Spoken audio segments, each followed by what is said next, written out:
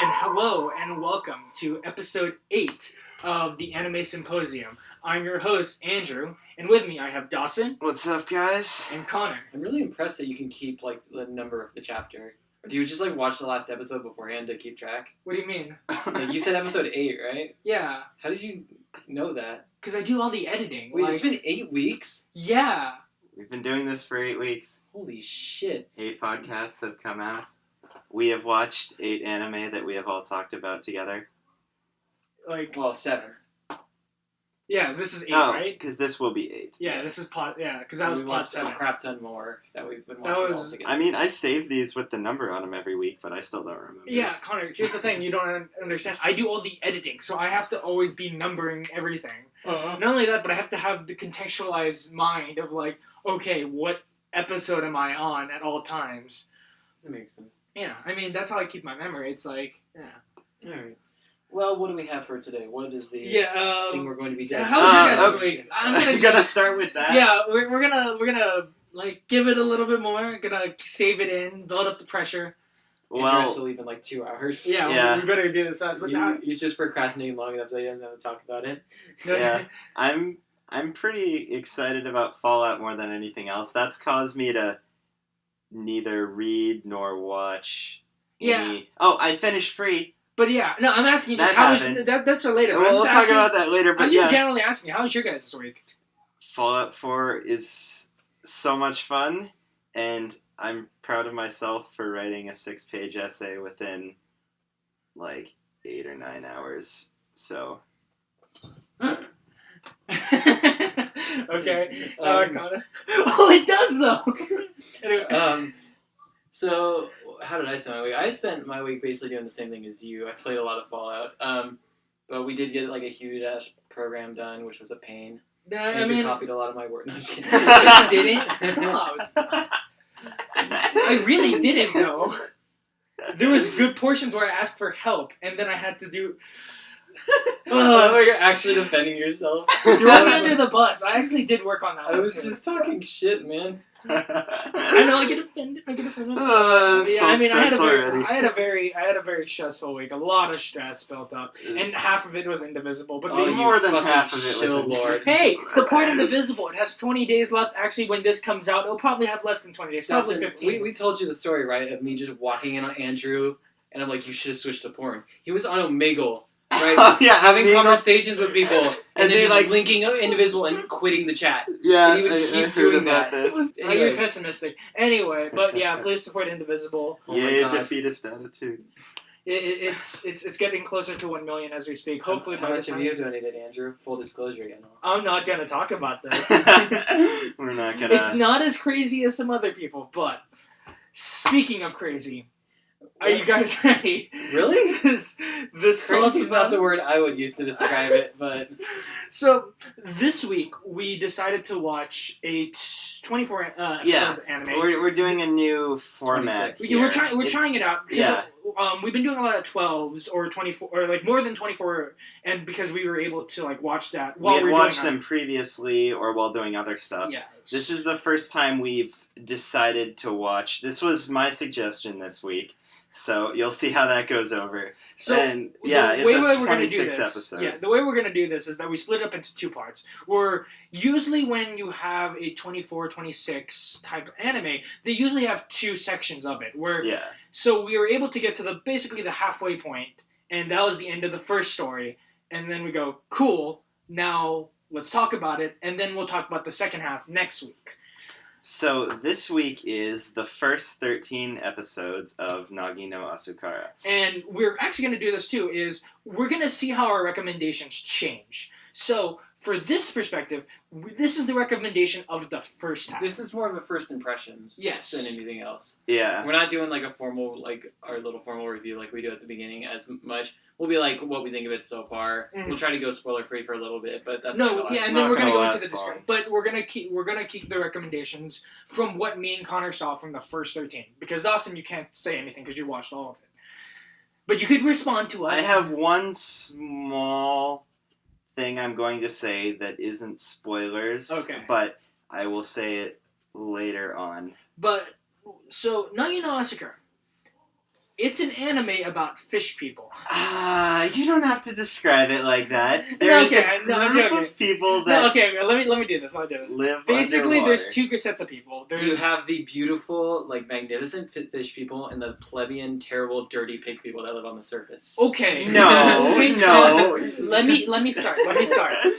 Tell me this that's not how it starts. Wait, I'm gonna be unbiased here. Basically, the story goes is that there's two sets of people who live in the ocean and people who live in the land.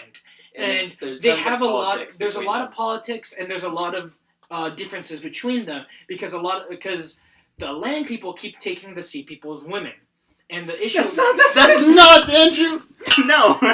No, I'm talking about No. one aspect of it. No, the main it's over thing. fishing grounds. It's over Yeah, fishing and grounds. it's also sort of a religious thing. Like they feel like they Turn your phone. Shut up. They feel like they left them behind and like they're kind of Yeah. displeasing the sea god. And Yeah. it's very much political. Like there's sort of the elder group in the sea. Political, economic, and religious And is they- basically yeah. the 3 points And of the others- divide. And the people on land basically left the sea and kind of they disposed of like this. They have this biological difference, which is like their outer skin. Yeah. The fish people have this sort of like membrane that like keeps them, that allows them to Can we breathe call them underwater. people of the sea and not fish people? No, fish people. Quit being so politically incorrect. But PC. Yeah, stop being PC. Trust me, guys, I'm PC. Anyways, so the water people There you go. have, that's just as fast to say. God, I lost my track. The water people basically have to sort of move out of this sea for because their school get closed down, so they start to actually intermingle with the people of the surface. They can leave for about like a few hours, about a school day before they have to head back in. Yeah, basically, there's an outer layer of sort of skin called enna, which allows the people of the sea to breathe underwater and live comfortably underwater throughout their lives. And if they go out on land, they're It starts the to dry enna up. absorbs all the water around it and then starts to dry up. It has to be salt water. And it has to be salt water as they're from the sea. And after a certain number of hours, they need to put salt water Because back then on they'll their just start skin. suffocating. Yeah, they can't breathe. And this all takes place in this like middle to high school. It's middle school. It's middle school. It's middle school. It's That's part of the reasons that I have later. initially it is Junior high. 4 characters in junior high. Yes. 4 soon to be No, pretty no, much 5. they just turned in like Yeah, 4 But- people from the sea and 1 person from the land. Yeah, and they're all together in this like little junior high, and they have their little love thing that I won't get into yet. Yeah. And the main character is very much one of their characters where they want people to look at her and go, "Wow, look how cute she is." Give it a minute. Give it a minute. That's not spoilers. So, talking about Basically, a recommendation this is- standpoint is, I don't. From where I'm standing right now. We can't. No, No, let's no, no, not no, do no. recommendations No, for no. the first half. No, we're doing You this. can't do that. it's, No. it's not recommendations, it's impressions. Yeah. Yeah, From call where it an I'm impression. standing Do right not say now- recommendation. From where I'm standing right now, I cannot ever recommend. Like, I No, can't- don't say a recommendation. Calm down, I Dawson. know. Calm I down. haven't slept in a while, and the only thing keeping me going right now is caffeine and salt. So No. So, Yeah, this is a little bit different than the Demon King review. Holy shit. because the thing is, he actually likes it. I actually like this show. So I've the also thing is- recentched it recently. So the thing is, I So- will. It's kind of a recommendation, but No. from where I'm standing right now, I can't say, "Hey, go watch this." I can't tell people like. Well, you should never tell someone to watch something after only watching Watching the first first half half. of it. Dawson, Death Note. We got him again. Okay, no, that's the thing. I've never told somebody don't watch Death You Note. have. I feel No, I No, haven't. he says I've he's said I hated don't it. like Death Note, Okay, but I've never told I somebody will give don't you that watch you it. didn't Okay. Dude, I've recommended somebody Death Note before. Really? Yeah, Why? because I there's the type of people who like certain sorts of But you things. didn't watch it long enough to know if he would like it or not. I don't- Dude, I've heard enough about Death Note to know generally what's it about and what sort of person is gonna like Death Note. I wouldn't call that my own recommendation if I did that. I don't call it my own recommendation. Okay, I say a lot of people like Death Note. I don't, but okay, I this think is you all might. semantics. Let's move on. Yeah. I'm just saying from where I'm Andrew standing. didn't like it. No, from where I'm Let's move standing, on. I can't say, "Hey, go watch this." I like even when I from you, I like if I heard about the second half, I can't look at a person and like, "Oh, he's kind of into this sort of thing. I should suggest this." For me, I can't do that. For me, I can't. To Like, be I fair, can't walk Andrew is very much biased towards things that he like kind of discovered himself. No, exactly. No. I was actually gonna mention this too at some point. No, actually. You totally are. I mean, I'm the same way No, a lot of times. You guys told me to watch a bunch of stuff, and I watched it and And loved you it. You were liked it. so against Berserk to start. No, I It never. was- I never was against Berserk. I just said I'm gonna read it, and you kept harping The me things on it. that you are always most passionate about are always things you found yourself. No, I really like Berserk, and I will. You do really like Yeah. Berserk, but Berserk's special. It's too good not to like. Oh, you Berserk fucking is fanboys. Berserk is No, special. here's the thing. It's like I really like Gekon Shoujo. I could rave about how great. I read the manga for Gekon Shoujo. You That's have another yet to thing read. that's super good. You have yet to This read the is manga true. of Gekon Shoujo. I've rewatched it 3 times though. That's the most I've ever rewatched something, by the way. He is Gekon. He got me to watch Anohana, and he hasn't even watched it. And I could See, rant and in a rave way, about you're still Anohana. discovering that. Yeah, one. yeah. In that one, you No, definitely. you discovered it, and then you told me about it, recommended it to me, and then I watched I it. was For like, no, Gekon we should Shoujo, you watch were the this. first one to read the manga.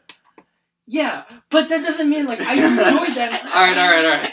We'll back off this Fine, for a Andrew second. has his defense. Are you gonna continuously like back me into this corner that I have to It's fight a my general trend we saw. It's not like It's not. a It's not set in all stone rule. encompassing, but it is a general trend. I'm gonna go down my list. I mean, I would say I'm the same way though. Like as much as Dude, I like dude, watching you guys' recommendations, I I'm love- always more passionate about things that I found myself. Dude, you That's guys fine. showed me Durarara, and I'm way more passionate about Durarara than you are. This is true.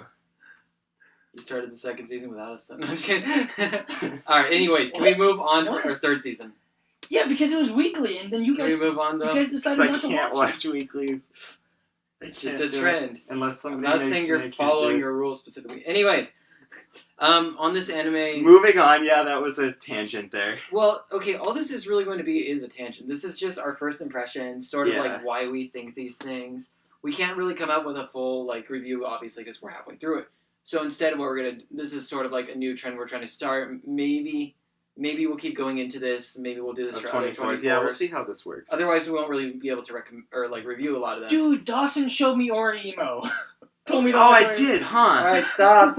Orimo's terrible. Move on. Somehow everything I've showed you, Oh my with God. the exception of, I think, Gekon, I feel like you've ended up liking more than I do. Exactly. Can you? Huh. Punchline. Huh. Everything I show you, I don't finish. See, but that's not something that you went all the way through and were like, oh, this is like, I really like No, this show. you were This is telling my us. He was recommendation." telling us to watch. It's Punchline more like- for and like weeks. Punchline, I really See, did Andrew, want you guys. it's really to easy to get you to watch something if we haven't finished it. If we could just go, oh, I'm watching this, we should watch it together. And you'll be like, cool, and then you'll like beat us to it. But if it's like, oh, I watched this whole thing, you should totally like catch up with me. And you're like, maybe later. Also, I think part of the reason I don't finish things is because I get really excited about things when I'm watching them, and I'm like, hey guys, you should totally watch this. And then as soon as I either finish or stop watching, I completely forget about it and don't care that much anymore, and then you go and watch it after I've already like See, stopped caring. I'm sorry. I needed to prove my point here, so I'm done proving You my were- point. Andrew, you need to skip this part, or like give people an option to skip this part. When I Like, make the skip 2 here. impressions, Because part- generally we actually put a decent review at the beginning and then we move on. and so then we tangent at the end, but oh my god. This is a This is big gonna be Salt Hour. intro. This is Salt Hour 2.0 after Demon King, I guess. so Yeah. my again first impressions without spoilers is just I can't suggest this. That's all I could say. Well, you obviously can't. No one can. We only seen the first half. I know, but if I were to You talk are to not Jay, enjoying I- what you're seeing so far. if I were to talk to Jay, one of my best friends, about this anime, and just be like, should you watch it? Should you not watch it? I would totally be like, Jay, I know this is the type of thing that you like, but I think you should not watch this. Actually, there's other reasons for that I'll go into during the spoiler section. Specifically, why you won't recommend this to Jay? But I was trying to get Jay to watch this at one point. I would talk to Jay. Okay, this is be like, no. This build-up's going a bit too long. Let's not try to make this like what's it called, anticlimactic ending, and kind of move forward from this and just. So let's start talking right now. Spoiler hour for everyone. We gotta finish the impressions. Finish the suggestion. Okay. Part, so I have official suggestions. This is where you should cut to in the video. Clap. Is Andrew did not enjoy it very much, right? The first 13 episodes. Short and sweet. What? You didn't enjoy it for one very big reason. There's a lot of reasons I didn't enjoy that. I will go into the spoiler because a lot of things I would talk about in the spoiler, like a lot of things that I didn't like about it, would be spoilerish in a way. Is there a general theme that you don't like about it? The best way I could not like this anime is that it's one of my pet peeves in anime that I was talking to you guys about, and that's you give us a really cool concept. Like that concept is awesome. Like I am so into this concept. And then what you do is you just cut to something that's not that cool concept. And for this anime, and for others that are airing this season, they have that. Where you literally have, that's an awesome concept. I want to see more of that concept. And then you cut to this middle school angsty shit that I'm just like, but go back. Now to be fair, near the end of where we're at, right? The middle of the season, it does sort of get to a climax. Shit actually happens. I actually was excited by a lot of that part on that last episode. Yeah, because it's interesting, and there's a lot of, like, feelsy moments that, like, there's, like, moments that try to make you sad, or, like, and there's relationships that are good. Here's the thing. I have to say, moment to moment, like, the moment-to-moment moments in this show are good. Yes, I'm not the most invested in the show, but there were moments where I started tearing up. And I was like, why am I tearing up? It's because they did the emotions But here's the thing. and they took it. The good relationships are the side characters. I will talk about that more in depth. Actually, yes, you're right. Because I actually felt really emotional every time Akari was doing something with the family. And I literally was, like, tearing up every single time that was going on. And I feel that this anime, yes, does a good job with its moment-to-moment emotions. But overall, in the grand scheme of things, I just can't. Like, because then you cut back to, like, middle school level shit. Alright, Dawson. Okay. Chip in. This is... I'm still messing around with my top 5, top 10 list. But currently, this is in my top 5 because somewhere. Of the second half? Because of mostly of the second half. So we can't discuss that. We can't discuss that yet. But for me, the main thing this first half does is set up everything I like about the second half, and everything I don't like about the first half is remedied for a majority of the second half. And I will quickly rail off, when we get to the spoilers section, I'll quickly rail off the things that I don't like about the first half that do get, for me at least, fixed in the second half. And I have more things to say, but I'll wait till spoilers section. But I really like this show, and I don't think it's been mentioned yet. This show's fucking gorgeous. Oh, I don't give you, like, the music... The music and the animation are on point. Is the best thing about this show. Like, it's so good. That is so amazing. Undeniable. I completely agree. Like, there are moment-to-moment emotions that, for me, I kept saying, I should like this show. And then you cut back, and I go, a lot of it's a little bit too fluffy for me, personally. Yeah. So, yeah, Connor, you go. Which, like, when it gets to the dark parts, I enjoy those. Like, a lot more, as it sort of contrasts the light fluffiness in it. And there are, like, a few dark-ish points, right? There's a few lows and stuff. Yeah. They're fucking racist. They are fucking racist. Some of them. Anyways. Some of them spoilers. Stop. One second. If you notice that all the other 7 episodes, I really hold back, like, swearing and cursing. This one, you're just letting it free, run free. I don't. Anyways. I can't. Anyways, yeah, it's my turn to talk. Keep going, my turn. I'm sorry. This is my stage. Anyways, so God, my impressions. Despite like the cute fluffiness, I just couldn't really get into it because of the main cast. Everyone else, I really did enjoy them. Like I enjoyed honestly the very main character and his family. Those were a lot of fun. They're sort of like the chief priest and all that stuff. And there's like it's showing how like politics kind of leaks into their family and their struggles and stuff. And he seems like the character who actually got shit done. Pseudo politics is amazing. Like I enjoyed him because like you're at a point where it's like, oh god, we just kind of got to accept this. And he's like, no, I'm not going to accept this. And I actually kind of like characters who do that kind of stuff. Yeah. And even if it is sort of a trope, it was a fun trope, and I enjoyed what he was doing. Now the other characters' tropes, I can't agree with. Like I don't like how they were like treated and stuff. With the main girl, whenever she does something really stupid, they're like, "Oh, isn't she perfect in every way?" And then, oh man, you took that food and you just gave it over to those people, and then they shoved you. That is not really what I'm talking about, but I know. Other than that, like the actual concept is really neat. There's this interesting sort of environmental stuff going on. And it's not like, oh, you're causing global warming bullshit environmental stuff. Because, like, we haven't heard that enough in every media. It's like, we know we're screwed. Anyways, yeah, we know we messed up. We know we're all fucked. You don't need to tell us that anymore. No, this time it's actually something else's fault. Yeah. Which is cool. And but I didn't, everything I couldn't predict myself. When I looked at it, I'm like, I should have saw that coming. The difference here is incredible. No, it's like it was even more predictable than I thought. And I thought, oh, they're going for this twist. No, they didn't even go for that twist. See, here's the thing. They went for the most obvious twist. I went with you with that, and I literally went, everything is so obvious. But like the difference is, I called everything. There's a point on my list where I said, oh, totally didn't call that. No, I actually did. So yeah, if you want like. The sea is really interesting. The wildlife. I like the god character they kind of put in there. Oh yeah, he's a lot of fun. I do have to say, one of my favorite RPGs is Chrono Cross, and the music and the aesthetic of the game is very similar to this. Like the building designs, everything, and that's what I could say about it. I like that. I really enjoyed that.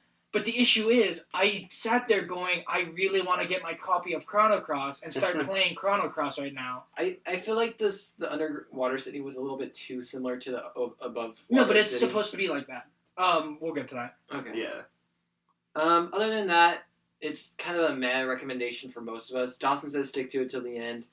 We say right now it's not really that exciting. I'm not going to do a full-on recommendation until next week, because it's like I said earlier, what if we did Samurai Flamenco and then we cut this up? I know, it's first impressions. Yeah. We're just kind of giving those right now, though. Yeah. So yeah, if you're into sort of the younger children and stuff, or you can just, or you're able to like stand a lot and like, you like the whole environmental aspect, or you just want to know like, if you like the slow burns. It's a drama first and foremost. Yeah, it's more between than anything else, followed by fantasy. It's between people of the water and people of the sea. Yeah, and sort of how they're trying to coexist, but it's really hard for them to, for a myriad of reasons. Yeah.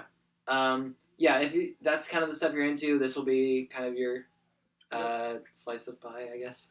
Slice of life. Yeah, it isn't. But anyways, we'll now to move on to the juicy, salty spoilers section. Okay, no, I have something to say first. You start first, and then Connor. Spoilers. Wait, Connor, do you want to go with your spoilers list? Start now. Buffer. But here's the question. Connor, do you want to read your list off first? I think Dawson should be able to start. No, I know, but after Dawson, do you want me to go first or you go first? I'll go first. You should go first. Shorter than yours. You should go first. Okay. First, right off the bat, I think you guys should know, I really don't like Monica. The main girl character. I'm assuming you guys don't too. You know for a fact. I know for a fact you don't. I'm assuming you do too. I have a thing in here. The only scene I like her in is when she's bawling her eyes out eating a sushi roll. Now here's the thing. I think she gets better as it goes. She does improve. And the second... Because they're changing. And the second half of this show does something with her. But the way that I like fucking treat her throughout the show, I despise it. They're like, look how fucking amazing this girl is. They shove her in your face, and every time she like fucks up or she cries or something, you're supposed to go, oh, that's so fucking adorable. Yeah.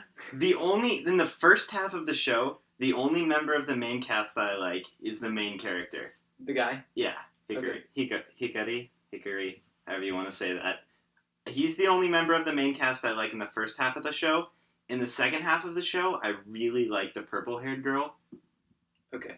But I can't get into why right now, obviously. She's the most redeemable character. I have two favorite characters in the show, and both of them only occur in the instance they do in the second half. The first one's Purple Hood Girl, and the second one I'm not going to talk about because that would be major spoilers. Cool. So yeah, but besides that, I thought you should know I also don't like Monica, and I don't like the way they treat her, and I don't like a lot of what goes on around her. And you don't like this first half as much. And this first half, I feel, is necessary to set up the second half. I'm going to talk about that in a bit. Yeah, the second half and the way it works. Also, I'm predicting your opinion of the show will get slightly better. And decently better, more continually growing throughout the second half, and then you won't like the ending. Okay. That goes for... Oh, man, I'm ready. Perfect. I'm ready. I think both of you. I'm ready. Yeah, I'm ready for that. But yeah, continue. Start. Connor, do not mention the other thing that I have. Fine, I won't mention your little epiphany. But, starting from Dawson, what you just said there, Jesus fucking Christ, why is the love pentagon so perfect? Oh, they're little... This character likes this character, likes this character, likes this character, likes this character, likes this character, and I'm pretty sure that, like, the dude who has no emotion likes the purple-haired girl. It is a fucking pentagon, and no one who likes each other likes the other person back. It is fucking retarded. Damn, these spikes are amazing. Yeah, it's just lots of loud stuff. Yeah. That is the dumbest thing I've ever seen. Why do they do that? I have no comment on this at this time. They purposely did that. They most definitely purposely did That's no! That isn't realistic, and that's just setting up the most bullshit drama ever. The stupidest scene is when he goes, "I love you," and then the girl turns to the other guy, goes, "No, I love you." No, the guy goes, "I love you" to the girl, and he goes, "You should tell the other girl that you love him." And then she's running out, and the other girl's running behind him, going, "No, I love you." It's like, what? Stop! It's. I have so many words about this that I can't say. It was terrible. I have so many words about this that I fucking hated that. Can't say right now. You blew out the fucking mic. That was manipulative and stupid and God. Oh, I have so many words and I can't say about all this the other right good now. bits that are going on in the background. And he goes, "No, this is the main story. We want you guys to look at this." Okay. One thing I will say. Oh my God! As manipulative as it is, that is exactly the point. That's exactly the point, that it's just ridiculously manipulative on a couple characters' parts. Specifically... No, I'm saying the people who made it are manipulative. They're trying to get you to like... They're like, look how insane this love pentagon is. Isn't that crazy that this is happening? Look at it! And you're like, no, that's silly. I can accept salt flying from the sky, but I can't accept this. God, it's... Anyways, and they try to get away from that with, what's it called? The love, even if you don't like me, I'll love you kind of thing The good plot point. That was okay, but, like, there's so many points where it's like, yes, I've seen you flashback to this scene before, you don't need to do it for the third time. Yeah. I will most definitely see that the first half of this is really slow. Like, I rewatched this recently. The first time through it, it was not close to being in my top 5 or anything like that. I thought it was really pretty, and that's the main thing I liked about it, because I have a hard-on for really pretty stuff. Mm. And this is absolutely gorgeous, and I love that. But the rest of it I didn't like that much. And I started rewatching it over the summer, and I got halfway through the first season, and I stopped. Because I was watching Non Non Biyori at the time, which I love, but it's one of the slowest shows out there. Mm. And this was slow enough and drama-heavy enough that I stopped watching partway through the first half of it. And then only recently, after we were watching a ton of stuff, I was like, damn, I want to watch something I know I really like. Because I've been watching so much stuff that I kind of like. I want to watch something for me. So I picked up where I left off rewatching this. And I finished the first half, and within I think it's the last 3 episodes of the first half of the season, I started getting really into it again, and just blasted through the second half of the series because I like it so much. Certainly, if they ended on this episode that we just watched, like, people would be hooked. They'd be like, "Oh my god, this is a crazy cliffhanger. Why are you leaving us on this?" Exactly. Now, you can talk, but I need to That comes back to my issue here, is that pacing-wise, I don't like the pacing of it. I feel they could have told this 13 episodes in 4 in a lot shorter pace. Or do another thing that I'll talk about later. Okay, I'm only saying 4 because that 4 would be if they got rid of all the romance. Keep going. I'm sorry. That was honestly such a major, just pissed off moment point for me. you. It's like, okay, it's okay to start. It's like, how okay, complicated their there's no imperfections in that. They just all like each other, and everyone else. There's a caveat. They all the other persons are like, oh, I maybe like you back. I don't really though. In every single one, even with the one I'm not sure on, the guy who doesn't have emotions and the blue-haired girl, they're like, she goes, oh, I might kind of like you back, and that's everyone. I can't Oh, talk about this yet. I can't talk about this yet.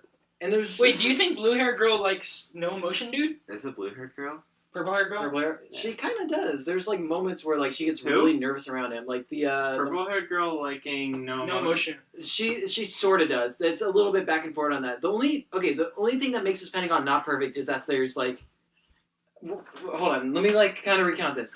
So you have in the very back, you have the blonde dude. The blonde-haired guy. Right? He likes the blue-haired girl. The purple-haired girl. Purple-haired girl, whatever. Who likes the main character, Hickory, and kind of possibly has a thing for sea boy, landlubber. He's just, and the main character has a thing for main girl who likes no emotion guy, and then he's at the end just kind of maybe liking the other blue girl. It's a Congo line. Das is like, man, this is so hard. This is why I was concerned about this. I just have to sit here and take it because but that's the thing. I can't do anything about it. They can change that at the end because I feel like that was something that pissed me off about the writers, not the characters themselves. I'm not mad at the characters for liking each other. I feel like, why did you set it up in this specific fucking Congo? Just to put it and go look at it. Look how hard this is when no one likes each other. It's like they're taking a love triangle and just one-upping it. Okay, anyways, moving on. I'll stop hammering on that one. I did not like Serpico in this thing. Yes! Oh, so earlier today I told you about this. He leaned over to me and he told me this, and I started knee-slapping and laughing so hard because he literally just goes, yo, isn't, blonde-haired dude basically Serpico? He's like that archetype of, the self-sacrificing character who, purposely stays in the background, and he likes the girl who got rejected by the main guy. And then, he'll every so often he'll have, a little outburst that makes everyone freak the fuck out. And he's literally just that archetype. I don't like him very much as a character. There's one scene I like with him in the second half that doesn't quite redeem his character for me, but it made me come to terms with his character and be okay with it. But besides that, I didn't find him particularly interesting. And he's not a shitty person. He's just you should feel sorry for him. Look how sorry you need to feel for this character. My thing's always been what does the author want from you on this character? And when they want you to feel something that you just don't. He's such a nice guy, man. He's such a fucking. Or it's it's so obvious what they want you to do. It just pisses me off. And on this character, I don't know about them wanting you to really like him though. I thought I saw it as much as he's oh, I'm a tragic character. I think it's more he sees himself as a tragic character. When in reality, he is, somewhat of a tragic character, but he's also extremely manipulative. He and Purple-Haired Girl are probably the two most manipulative characters in this show. Yeah. Purple-Haired Girl is constantly feeding misinformation I have and words working on that. really hard But that's also to part of keep the things trope. the way they are. That- And he is it is part of the trope, but Thank you. It- You it- helped me realize what one of these lines was on, like, scribbles. was about. Yeah, I had words about the that. difference between him and Serpico is Serpico's actually was cool. good. Serpico is a positive, suave manipulator. He's doing it to protect his sister, who he also wants to bang. Yeah, he's very smooth about it. I feel like every time he introduces like something new he's trying to change, he always pulls it off. He chooses his timing very well. And not only that, but it's very like subtle.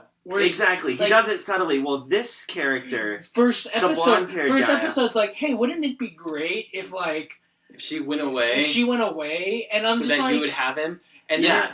then This guy is constantly like. that was more of like a hint about He's constantly hinting, but he's just pushing. I could say what like, he this guy wants, is and like, he knows it's not going to happen. This guy is close to a sociopath that I could think of that I've seen lately. This is the guy who eventually shoots up a school. No, like it's not quite at that. I know. I was like pushing it a little farther, but yeah. But he's kind of a sociopath in a way, where like he kind of doesn't have a lot of emotions too. He's one of those. He's one of two characters who doesn't show emotions a lot. Yeah. And then when he does, it's very fake. Like the moment when he's like confessing to her, it's not in like a nervous sort of way. It's not in anything. There's still no emotions to it. And like it seems like he has emotions, but it seems like he's acting like he has emotions. Yeah, everything he does is very calculated, but the part that I find interesting and funny about that is he's not actually very good at calculating. Yeah, he doesn't calculate very well. He tries to manipulate, he tries to push around, he tries to calculate, and none of it really quite works how he wants it to. Like, he has a way in his head he thinks it can turn out. Like, when he confesses to her, he's like, you know what, I'm going to be the first one to put this out there, and I'm going to show... when I start that bull rolling... He's like, someone done wrong. Exactly. He puts it out there, he's like, okay, I'm assuming... What I assumed his logic was behind this is if he starts that ball rolling, all the other characters, as he pushes them to try to do, confess to each other... and purple-haired girl will get rejected. Because... And then he could pick up the pieces. And he can pick up the pieces because he's okay with that. As much as he doesn't like it, yeah, and purple-haired girl didn't really get rejected either. Like... Yeah, what he wants and what he's trying to do never turns out how he thinks it will. No, that's a great... Like, that was probably one of my favorite moments up here. Made me... Well, yeah, that's another reason why I really like the main. It was literally like, hey, she just confessed her failing. Not like, oh, no, like, no. It was just like, you and me are very similar. Yeah. Oh. Well, like, the main, like, he didn't want to, like... He wasn't very hypocritical in the way that it happened. Generally, like, the way the story will go is, oh, she rejected me. And at the exact same time, he's doing the exact same thing to someone else. But he didn't do that. Yeah, she came up to him, confessed her feelings, and he just sat down and goes, okay, let's, like, you know... Let's try to, like, sort this out before we move on. I'm gonna get to that in a bit, because there's a line on here.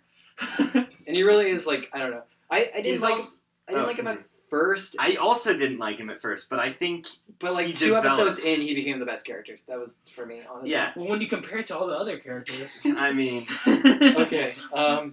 He steadily develops throughout the first half. It's like if everything was bad and compared to Valkyrie Drive would be a masterpiece. Okay, and my final complaint. And it was fine when Free did this. Okay? Let me put this I'm there really beforehand. interested in what you're going to say. Why the hell is the first shot on a 12-year-old boy's ass? And then it keeps doing that throughout the show. They do, like, ass shots of the main guys. It's really weird. Do they really? Yes. I never noticed this. Okay, because when you showed me that, I thought it was a totally different thing. Where there was a moment where I was like, this is Free. And that was like when they're just like, when he like tackles No Emotion Dude into the pool of water and then they're splashing around with each other and I was like... Dude, okay, Guts and Griffith did that though. Yeah, but they're totally gay for each other. That's the thing. That is confirmed. That's He true. has flashes of guts every time he fucks someone. This is true. This is true. Like, so if it comes out that No Emotions Dude just had a thing for MC the whole time, this whole show's redeemed in my eyes. Okay, that would be great. No, It he would should literally- just like the blonde dude. That would complete the Pentagon. Yeah, There we go, it's perfect. Everything's gone. Everything's good. Everything's good. It's a full circle at that Like, point. This show would be the most redeemable show in my eyes. No, and because I they didn't hint at that at all. No, because then I would literally Yeah, go. I'd feel the same way about that as I do about Korosami. But it would be one of those moments where I would sit there and go, this is not hinted at all, this is not so, but man, do I love how bad this is. I feel like I had something to say I feel about... happy every time I talk about Berserk. I don't know. Oh yeah, actually, should we put a warning Berserk spoilers on every single thing we record? Because I'm pretty sure we should. Dude, Berserk's like, it's like spoiling the room. Sorry. I have to say something good. It's like spoiling... fuck, I don't know any really good TV shows from the olden times. What was the thing with English motherfucker? What? English motherfucker. Oh, Uh, do you speak it? Pulp Fiction. Pulp Fiction. Fiction. That's like spoiling Pulp Fiction, right? Okay, Yeah. that's old. You Yeah, should have yeah. seen or watched Statute- it by okay. now. Again, I go back to the statute of limitations of. There's a Fuck, you there's a spoiled Hamlet for me. there- Sorry. there's a statute of limitations where Why you gotta go it spoiling becomes- the Odyssey? it becomes acceptable for us to talk about Yeah. things. I would Because- burst into a room of people like watching it and spoil Yeah. it. But Nobody's it's gonna get mad at you for spoiling the Bible. Dude, Jacob's Ladder? like, dude, did you know Jesus dies? Dude! Oh shit, dude! But that twist where he comes back, my favorite part. Okay. It was so hype. So, have you gotten everything off your chest? You got a lot angrier than I thought you would. Dude, like, because okay, can It I talk doesn't- about the good parts now? it doesn't- really Yeah, quick? yeah, wait, yeah. I want to see if you actually have good parts to say about no, this. because I want to talk about the good Okay. parts. Okay, the hibernation was fucking awesome. Yeah. Honestly, that was a really cool concept. And that's my problem with this. I go, this is cool concept right here. Stop flashing back to this bullshit. The sea god guy was really cool. I liked the whole thing about the sister leaving with the Yeah. husband. The dad's awesome. I like the dad. Oh, one more stupid thing though. What the hell is with the relationship between like the little elementary school girl and the blonde dude? She's like, oh, I really like that guy, but you never see them build up No, anything it's not- between it's- each other. The younger one. Yeah, the younger blonde girl. I You can't talk about it. You can't There's talk a lot about I can't talk They about. didn't say shit about them, but then he's like, oh, you... I guess they're hinting for future events, maybe. They're hinting for future events, and I think it's just like younger elementary school has a crush on An older dude. on older And senpai other guy. than that, she Yeah. hardly has a reason to exist. It's the same thing She as the just causes black hair problems for, girls. like, Black the hair other black haired little little girl likes the MC. Like yeah, but they had like a moment where they're like cuddling in the like ocean. Remember that? oh, Dolly Con, yes. Dolly Con. Um, That was adorable. But yeah, like I said, there's a lot of good in this. Yeah. But The relationship with overall, the dad was okay. the overall thing is like again the moment to moment emotions and actions. Yeah. I liked it, and then you cut back to the middle schoolers, and I go, take that off my screen. Take it off. I realized I don't like kids in anime. It's just a And thing. And then It makes you appreciate Ed though. The because thing Ed is, was a I watched interesting, this. like, weird So I kid. watched like the first 13. Like I watched like, the first 7, like Yeah. 6 or 7 last time. And then I watched because I was like I need to get my weeklies off my list so I could get it ready. I looked up and I was like, oh look, I gotta watch Lance and Mask. Maybe if I watch something worse, I'll feel better about this. Yeah. And I watched it, and yes, it was worse. Naturally, I'd be Connor was really sitting there. concerned if you did not think Connor it was was. sitting There there. was and a he- full-on Shota scene. It was terrifying. Like this big, like prison dude-looking lady picks up the little boy and starts like almost making out with him. It was kind of scary. And I literally saw that, and I went. But the problem is, when I watch Lance and Mask, there's a part where MC is having a cool fight with like 4 Lancers, and I go, "This is awesome!" But they only show that fight for like 10-second periods, and then they cut back it's a little girl character, and she's drawing pictures and showing it to people, and they're like, oh, isn't that so cute? And I'm like, no, go back. Go back to that cool fight with awesome music. Like, I like that. Like, I feel that Lance and Mask would do so well if it was just a story about a knight and a lance going around doing awesome stuff. Yeah. And being like a white knight and actually dealing with his white knight syndrome. Over here, I'd say this is so cool. If they did more, like, if they, like, did the focus on, like, the relationships between the land and the thing. Because they kind of did that where it's like, oh, the land and the sea. And then they dropped it, like, part of the way through for the middle school romance. And, like, I wanted to, like, the moment where they're sitting in the boardroom, like, arguing with each other, and, like, the land and the sea fishermen almost, like, have, like, a beatdown in the boardroom. I was like, I wanted to see more of that. Yeah. That's what I wanted to see. I was like, that's so interesting to me. And then they cut back to the middle school romance, and I go, stop! Stop! I know it. Like, literally, in the first episode, they explain all the relationships, and then they spend the next 10 continuing to go... Just confirming that confirming this over and over again, over and over and over, and just... Step in one more, sort of adding on to that. I hate the true love. The true love. They are in middle school. They do not know what love is. They're like, I love you so much, and even if you don't love me back, I'll still love you. And it's like, I get you're trying to make them... That's child love. I get they're trying to make them, like, seem adultish. But that's not an adult love. That, no, it's... Well, it's somewhat realistic, though. Somewhat. Because kids don't know that they're... Yeah, but when I was that age, I was like, dude, I love this person. But it's not like framing it that way. It's framing it like, oh, this is what you should be when you're trying to love someone. Here's the thing. This is I agree. That's how kids see it. But then other characters look and they're like, wow, they're so mature. And I'm like, no, they're not. That's the definition of childish. Who? The sister's like, oh, he's so much more of an adult than me. Like, all the other older adult characters always look at the kids and like, oh, they're so mature. And I'm like, no, they're not. They're acting like middle schoolers. You sure about all the adults? Like one of the themes is that the adults keep acting like kids and can't get along, and all the kids are like, "Wow, are you guys not adults?" And then the kids are acting like adults and getting along, and like the adults keep looking at the kids and like, "Oh, you guys are so mature." And I'm like, "No, stop." I took that as the fact that nobody's mature.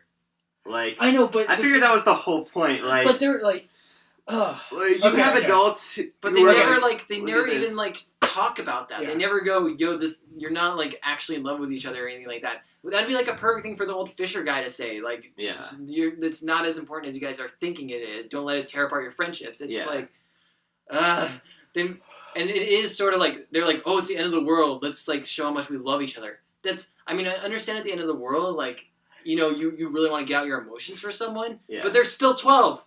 And only no, they're not 12. 13? They're middle school. 15. They're in middle school. Middle school is 15 in Japan. Yeah, last year of middle school is 15 in Japan. I agree with that. They're not last year. I don't think they're last year's. Second to last, they're at least 14. They're like 13, 14. Pretty sure they're 14. They're still teenagers, so it's like. But I still classify them. I still think they're 15. No. They're in class puberty. They're like in 2A, and so they're 14. Yeah, remember how he's like, oh, you actually start smelling like a woman now, right? She's going into puberty. That's like at 13. This is true. So, give me a sec. Okay, everyone take a deep breath, because I'm about to start. Oh, God. Okay. But hopefully I'm not going to be as salty as Connor was, because there's... well, like I said, I liked other stuff in the show, but it was overshadowed by the worst thing ever. No, I agree with you, dude. I just told you, I agree with you. Like, you burst the mic. But anyway, my first problem with this is water gravity. Okay. Water gravity. It's better than space gravity. I think it's better than space gravity, and I found it less jarring. I won't argue the fact that it does not work how it should. How about water clarity? That water is clear. It's so clear. There is some of this that I chalk up to the fantasy setting of it. How are they eating underwater? Like... Eating underwater and drinking underwater, I have nothing to say about. That's just how they make soup and drink water underwater. I don't know. This is SpongeBob logic here. Like, I can't defend that. But I can say clarity of water, salt underwater, the physics of the the tri-suns. How about sweaters appearing underwater? In there. Sweaters? What? Sweating. Oh, don't people wear like different kinds of shirts and stuff? Like, don't they wear long sleeves and sweaters? Like, what's the point if you're underwater? They probably made out of different material. Yeah, they look cool. I just wanted, don't know. honestly, I just Okay, wanted to people point, are gonna dress however they want to dress. honestly, regardless. I just wanted to point out water gravity. Like, that's all I wanted to do. Like, that and water dust. We could like, spend forever talking about all the dude, weird like, things. there Wait, was the water dust? There's a part where he picks It's up. salt. Okay. Yeah, that's salt. Okay. That's not dust. Okay, that's good. That's good. that's Because I salt. literally I stopped it and I went, what is on my screen? What did I just see? No, sand can get picked up in water and kind of. But Yeah, okay. that one made sense, but I have nothing to say about the food and the drink. So the issue here is that I was writing this list that I have in my lap, Yeah. but the problem is I was haphazardly writing this angrily, as well as I wasn't reading so what it's I was mostly writing. scribbles. And then not only that, but like there's a lot of other stuff. Like I also wrote like half of this when I didn't have any lights on in this room, so it's Yeah. very confusing. So this might be weird to hear. Yeah. They're 14, by the way. Yeah, that's what I thought. That's what I said. And this, my next point here is I wrote, like, again, this is all in chronological order, so some of it got better as I went along, but I'm going to still bring it up. The next one is, like, just talk. Like, I just talk. Like, Well, I feel like that was kind of the point. no, but there's so much, like, the no emotion dude literally was just, his whole point in being there a lot of the times was, just talk. Like, he just told them, like, just tell them. Like, what are you doing? Like, just tell them. And then just leaving them. Like, thank you, no emotion. Okay. Okay. This, I think, is actually heavily realistic.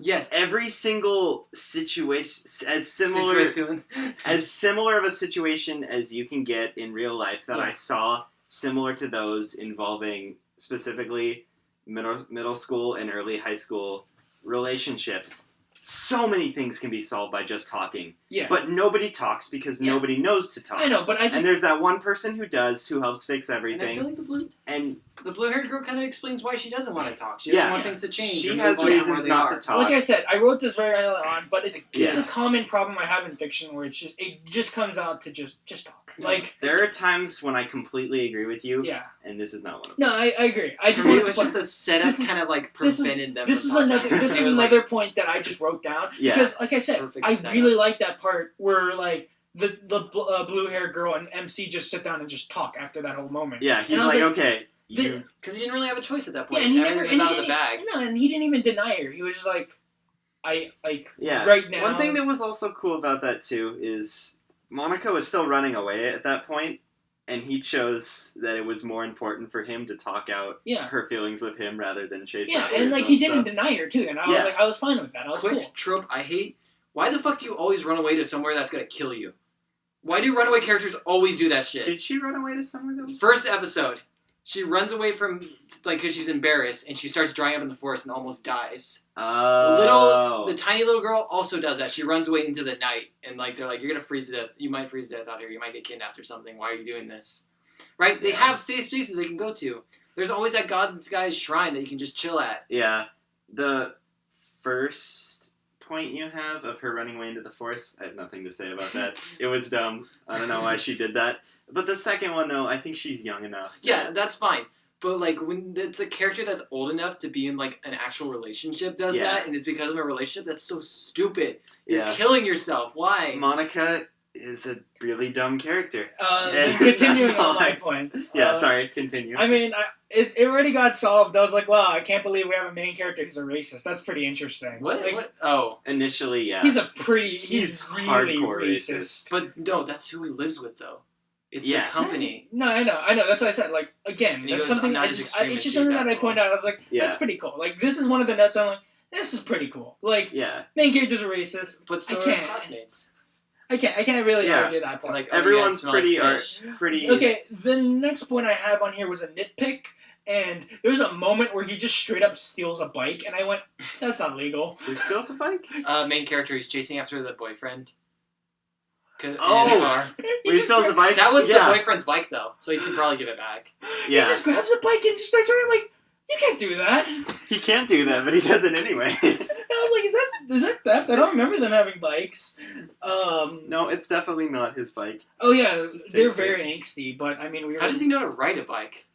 Yeah, that brings up a totally different issue now. I mean, there are I think that's something you can assume they learned at some point. I mean, I wouldn't say all of them know how to ride a bike, but his sister works at the shop. Fair enough. And though he doesn't, like, come up there a lot, I feel like he was up there visiting her enough that there were opportunities for him to learn to ride a bike. I still think there's enough to bring it into question. Yeah, You can bring it into question, but I don't think it's worth it. Well, I'm a lot less salt than Connor is at the moment, but I'm waiting till I get lower on this list. It may increase. They're very angsty, but I mean, who isn't? Like, I was just like, man, there's so much angst here. Andrew was pretty angsty as a kid. You watched and liked Origaru. Yeah, no, but the thing is, like, the main character is like the definition. Took a step back, and then MC improved himself because like he starts off really definitely angsty. Developed. He starts really angsty that I just didn't like. Yeah, the main I hated character. how much of an asshole he was to like the girl. Yeah, and how like much he just took it. I really hated him. Like again, when like I first started. no, like the you show. didn't need to start him you kept like coming up to me. And he's like, I really like MC, and I was like, dude, I hate him. And then like I kind of turned around on it. Well, like, I was ahead of you in episodes. Yeah. I didn't get to that part, but I was like, man, he's so angsty. Like I wrote that in the part where he just pushes the dude into the water and they have their free moment. Oh yeah. Again, something I really like is the aesthetic. I love Chrono Cross has such a cool world. Yeah. And the aesthetic of this world is very simple. Like the buildings, the music. I was just like, all I wanted was just like, I like that. Yeah. One thing I will say is some of that problem boils down to preference and genre. Mm-hmm. Like, a world and setting can be vast and wide and appeal to a large variety of people, but if they're gonna place a specific type of show within that setting, regardless of how cool it is, whether people think what they did with the setting is good or not good, depends a lot on your preference and genre. Yeah, and I love that. Like, that setting was so cool, and I was like, I like this, and then you cut back to the romance, and I go, ugh. Okay, give me Here's more the thing. thing. They did middle school instead of high school, but it could have very well just been high school. There's a reason. There's a reason, and I can tell that. You can probably figure out the reason yourself, having watched as much as you. Yeah, puberty, isn't it? No. Really? Huh. I'll talk more about that next week then. Oh. But yeah. I'll continue on. It comes down to that. Do I have anything else to respond to what any of you guys have said previously? So you can't talk about the Love Pentagon right now? I can't talk about the Love Pentagon. I can't talk about why it had to be middle school. What do you guys think of Blank Slate? Oh, what do you mean Blank Slate? Sumagu? Yeah. Oh, you mean No Emotions? Yeah. Honestly, I liked him because, again, he was the character who's like, just talk. And then he just left. And I was like, cool, I like you, guy. Yeah. And then they had that weird tension with the purple hair girl that I didn't know what was going on, but I was like, I can't say anything about that until next week. Yeah, I like him more in the second half. Pretty much every character I like better in the second half. Yeah. And the characters that I don't like that much get less screen time in the second half. Mm-hmm. So... Like I said, overall, that's why I'm saying, that's why I wanted to see this, is because next week I feel that my impressions of the show will be totally different. Yeah. I'm glad they actually added stuff onto him at the end. Yeah. Like his parents and stuff. Yeah. And, like, he actually has some sort of, like you said, you hinted at, like, liking maybe the purple-haired girl and stuff. Yeah, he's got his own backstory now. But, his grandpa is kind of... There is a line in my list that I said called it, and I can't figure out what I was calling. What? You called something. I called something. Apparently. Is that near the last episode? No, it's actually in the beginning, and I think I called, the whole sisters arc ahead of time. Like, with her and the guy? Yeah, I think I called that really hard, and I was like, I can't believe I called that. That seems like a hard call. I thought it was interesting that, like, it was her friend that died and she tried to take the position. It was a thing there where there was a couple times where I was watching it, and I kind of got that feeling because I've seen other media do that. Yeah. And I went, I think this is what's going on. And then when it was revealed, I was like, okay, I caught it. Yeah, I like it, but I mean, I guess maybe it's a trope. Okay, and now leads to my trigger words now. Oh, trigger words? Or not trigger words, but trigger things. Your key things. And there was a moment while I was watching this that I saw, like, the opening, and then I was like, okay. And then I saw like how they did the middle card, and I went okay. And then I looked at who made this, and I went PA Works. What else has PA Works? Scroll down. Most recent Charlotte, and I went. This is by far PA Works' best work. And then I literally started like shivering and cringing, and then that was when like I started having bad like. I had to take a break after that episode because literally I was just like I couldn't like I was being triggered really hard. It's not the same author. I know. Completely different author. It's not, but it was something about the again. The animation style. The similar animation style that got me. It's being worse than Tumblr right now with abusing the word trigger. Even though he loves Studio Trigger. But there was something where I literally was just like I had to stop. Yeah. Because and then it continued where I went. Some of these plot points are like. It ended up not being like that. Yeah. But a bunch of the stuff that was going on, the emotion stuff that was going on. Yeah. Like when they're talking about not changing and stuff like that and being happy. Yeah. I started getting flashbacks to White Album 2. And then that's what I said earlier where I said, I can't suggest this Jay, because he's going to get part way through and just start getting White Album 2. And being like, no, White Album 2 again, I don't want this. Yeah, he's going to get flashbacks. You're just building up the big one, aren't you? Knowing Jay. and then comets start flying through the sky, and I went, that's from Charlotte too. And then I it was one of the better episodes too, and I was feeling really emotional. Yeah. But, every time I felt emotion, I just saw something that just And so I discovered that we're anything to do with Charlotte, comets, animation studios, anything to do with the emotional of White Album 2 just set me off super hard. Two things that you... That's why I think I liked Origaru, because I didn't watch Origaru until before I watched White Album 2. Because I feel like if I did it the other way, I would have not gotten through that. Yeah. I would have not gotten through that. My teenage romance comedy is Snafu. Oh, Snafu. Yeah. Was that Origaru? Yeah. Okay. Yeah. Its official shortened version is Origaru. I did have an issue where they never explained how the other lady died. Which lady? The previous mom. The previous mom. Oh, the previous mom? Sorry, sister. Yeah. The sister's friend. Yeah. They never explained that. I thought that was too big of a hole. I wish they said something about it. I kind of had a feeling that it had to do with drying up. And for if they... half a second, I thought the sister killed her. God. Like in a horror movie trope kind of thing, she wanted her life, so she killed her and took it. That would be a really dark twist. And the thing is, I like the idea that I made in my head later on, where it had to do with her mom dried up and suffocated and died. Yeah. Because she wasn't anywhere near salt water, that's why she was carrying around all the salt bottles, and that's the moment when they're in the city and she's carrying. Okay. See, and I like that, and I went if they went a little bit more into that, I would have appreciated it more. But I had a problem until that moment happened. Okay. And I was like, okay, I like that. I like that. Gonna go with that. Okay. Let's see. I wrote this, and then literally, I can't read what I rewrote. But I don't. Again, this is a nitpick. That's a Japanese thing where the whole "don't go away" and "go away" thing. I thought that was a Japanese translation thing. Because she's writing it the wall, and she's putting gum on the wall. Yeah. It says "go away," and then changes it to "don't go away." I feel that could have been a Japanese thing, and then I thought about it because there's a lot of ways, a lot of Japanese sentence structures where there's a specific words that end up in the beginning of the sentences for us end up at the end, like "des." Is one of those occurrences. And so I thought that was a Japanese thing, and then I looked more into the translations. That was just a nitpick, but I guess that it's up to translations. Yeah. It's hard to blame something on translation if you're watching. Yeah, I have no idea what this one says. What that note is about. I have no idea. I like the friendship by violence trope. That was kind of funny. That was a cool one. Where, I like that. Main character tackles the guy.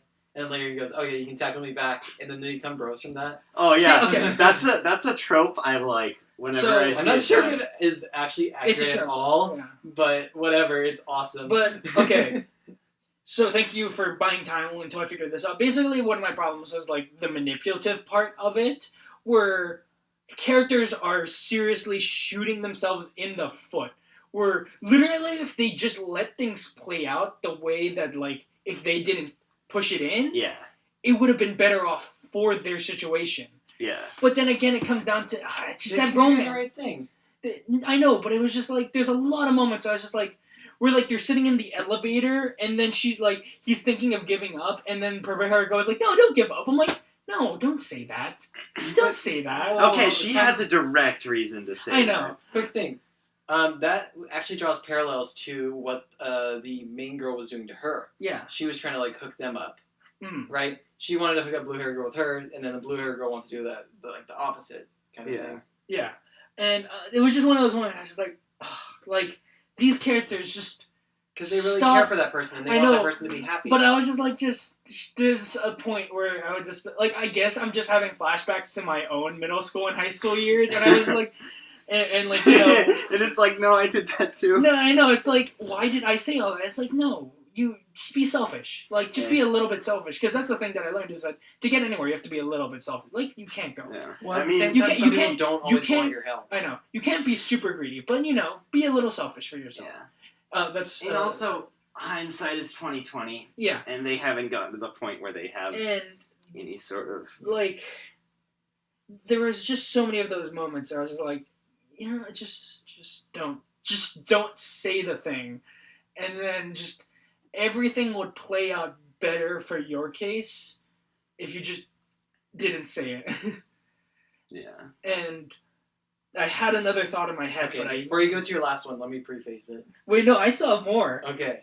Just let me... Oh, hey, there's the one where, oh, man, I can't believe I called that. Oh, wait, no, I did. Oh, blonde-haired dude has a thing for... Oh, my God, that was obvious. Huh? That was too obvious. The blonde-haired guy likes the blue-haired girl. It's like the thing we knew from the beginning, but they don't, like, reveal it until at the very end. Wait, yeah, you guys figured that out right away, right? Yeah. Okay, cool. But they're like, you don't even mention it until the end.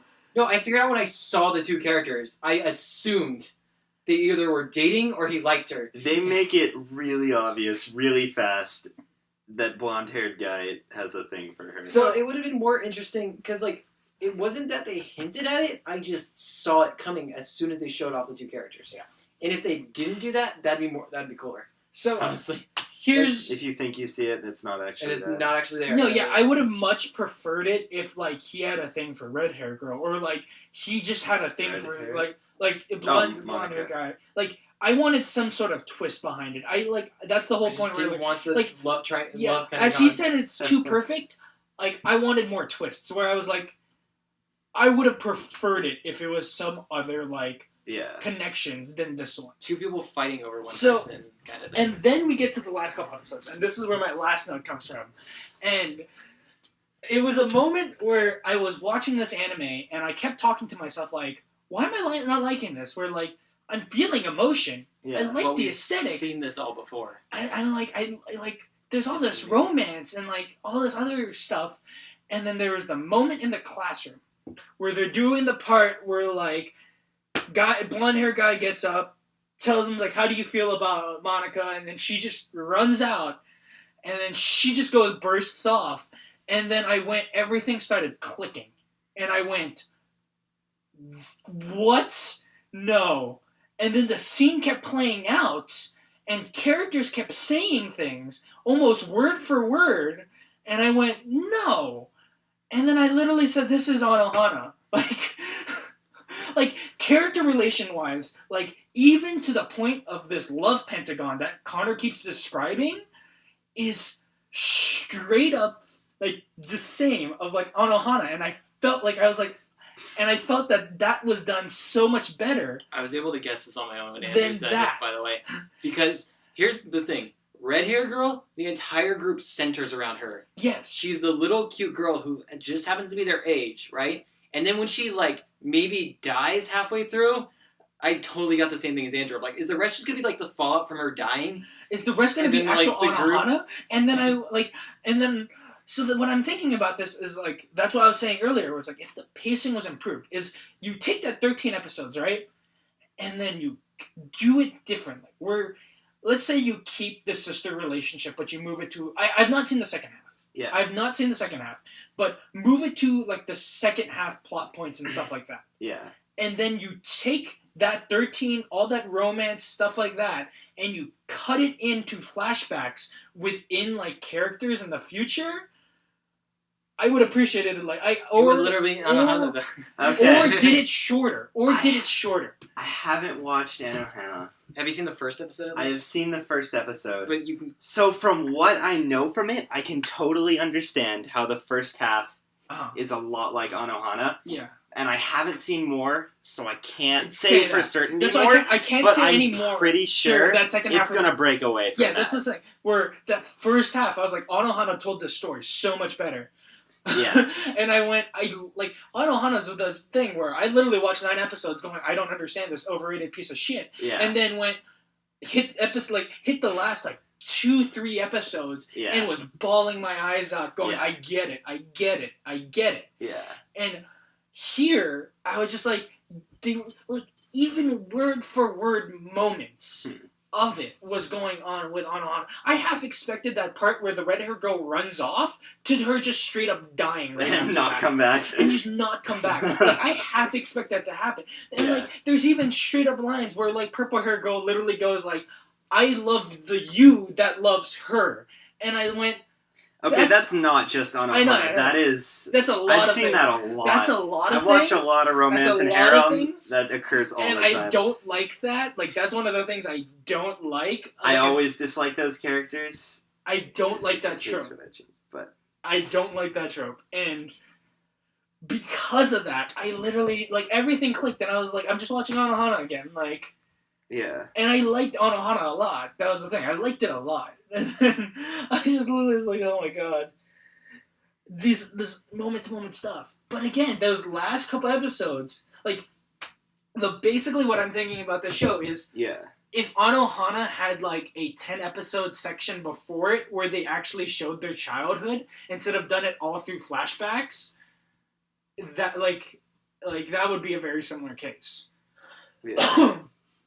And let me tell you that if they did 10 episodes of them being kids, all saying oh, I kind of like this guy, I kind of like this guy, or I kind of like this guy. You haven't seen the last 12 episodes, so you don't know where they're going with this. I know, but I'm just talking about the first 13 about this, where, I'm pretty sure if I watch Anohana, and it does a very similar thing, but handles it a lot better, and that's what I'm just saying, where, the way that they do their love web is handled so much better, and I think it might be the fact that they're in high school, or maybe the fact that, they're older and mature. I don't think it needed to be flashbacks, honestly. It doesn't have to be flashbacks, but I'm just saying, overall, I felt they handled a love web like this a lot better than they did in... Okay. Yeah, I think this is where the second half is going to come into play, because all this stuff that they've been doing with the love web right now is not contained here. The reason they do all this is so they can do things with it in the second half. Okay. So you haven't gotten to the point in this show where they actually do what the love web is meant to do. I get my Anohana where literally it's the rest of them dealing with the love web instead. Yeah.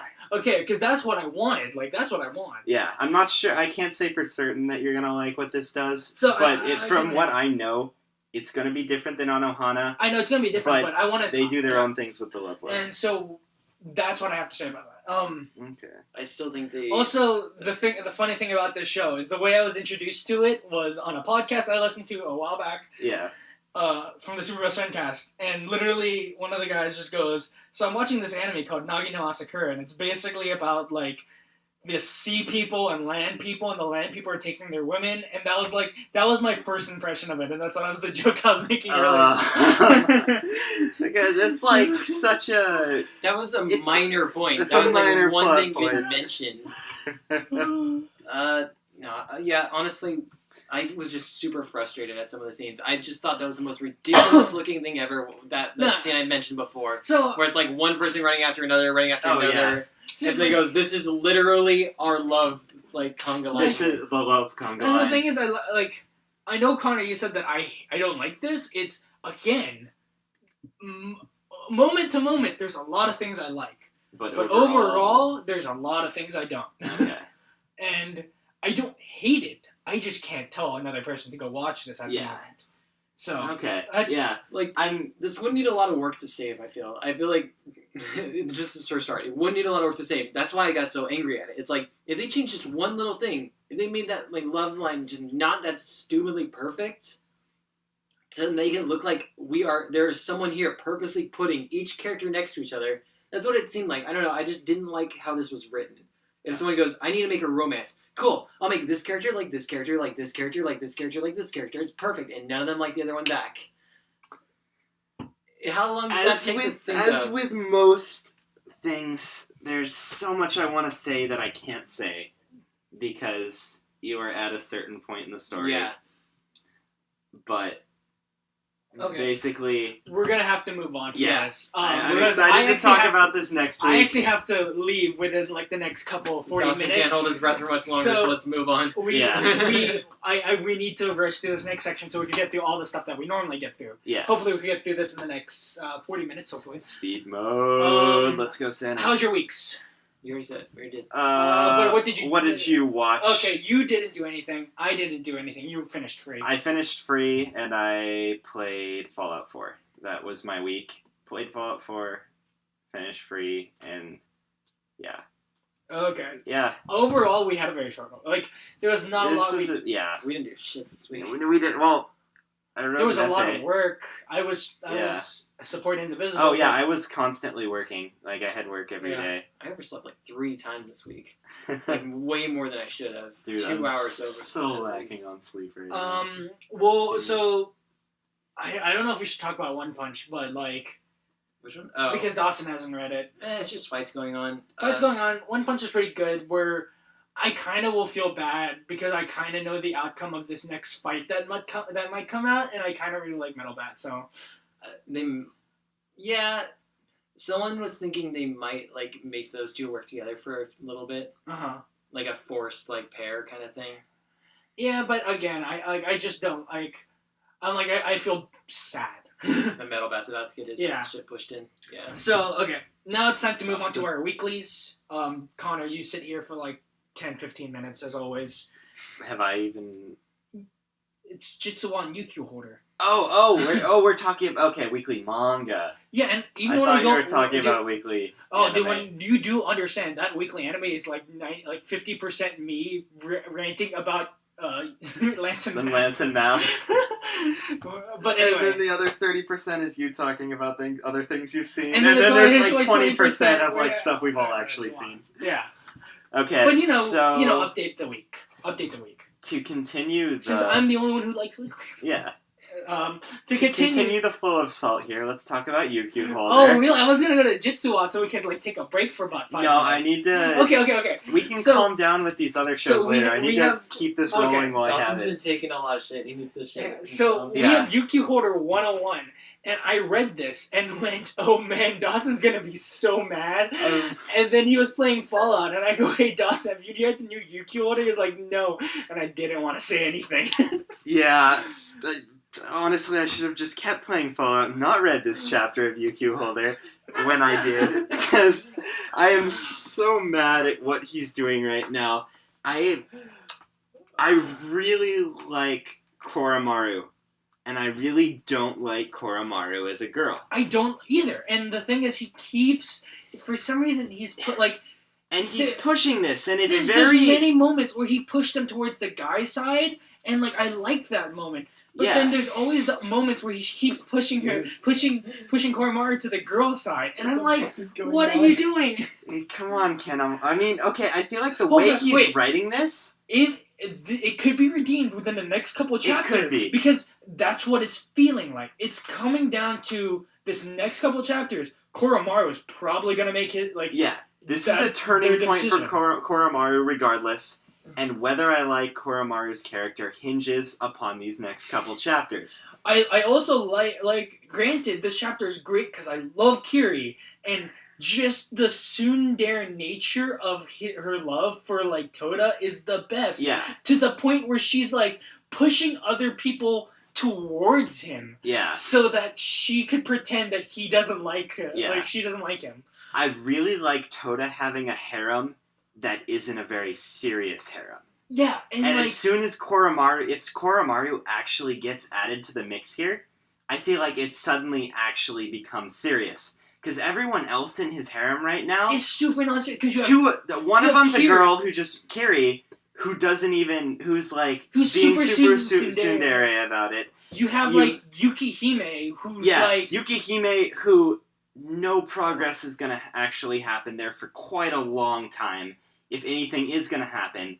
And then there's two mortal girls, only one of which you can look at her feelings for Toda in a serious light. Because Shinobu, it makes sense. Yeah. But for Shinobu, it's just like, I also feel like there's a lot of senpai nature of it. I think I asked this before. That's not like... No, it's not. Okay. It's probably she looks like Shinobu. Reference. Yeah, she looks like she's Shinobu. A very different character. She's probably related to Shinobu. Somehow.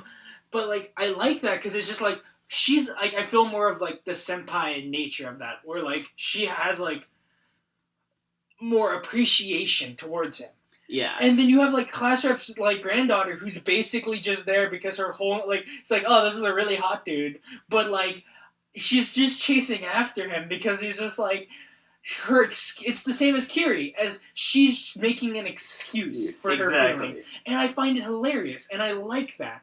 And then you cut to Koromaru, and there's all this serious stuff with it. Yeah, I like Toda's... As I said, I like his harem to be not very serious, because I think the one serious side of his feelings are obviously towards Yukihime. And I like that story. Yeah, and I like that story too. And I watch a lot of harems. I'm not opposed to a harem.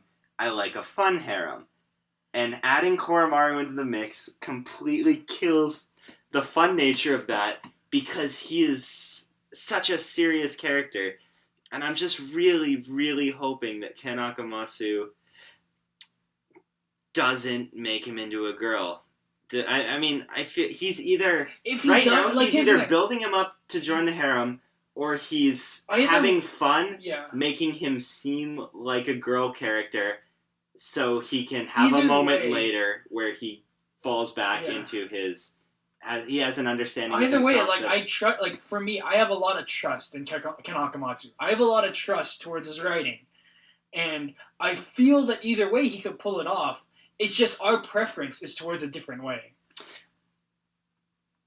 I would be pretty butthurt if he made Koromaru a girl.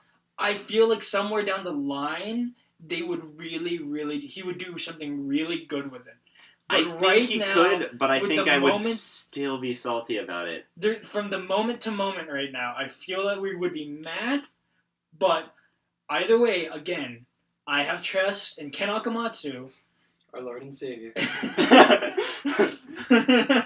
I have trust in him.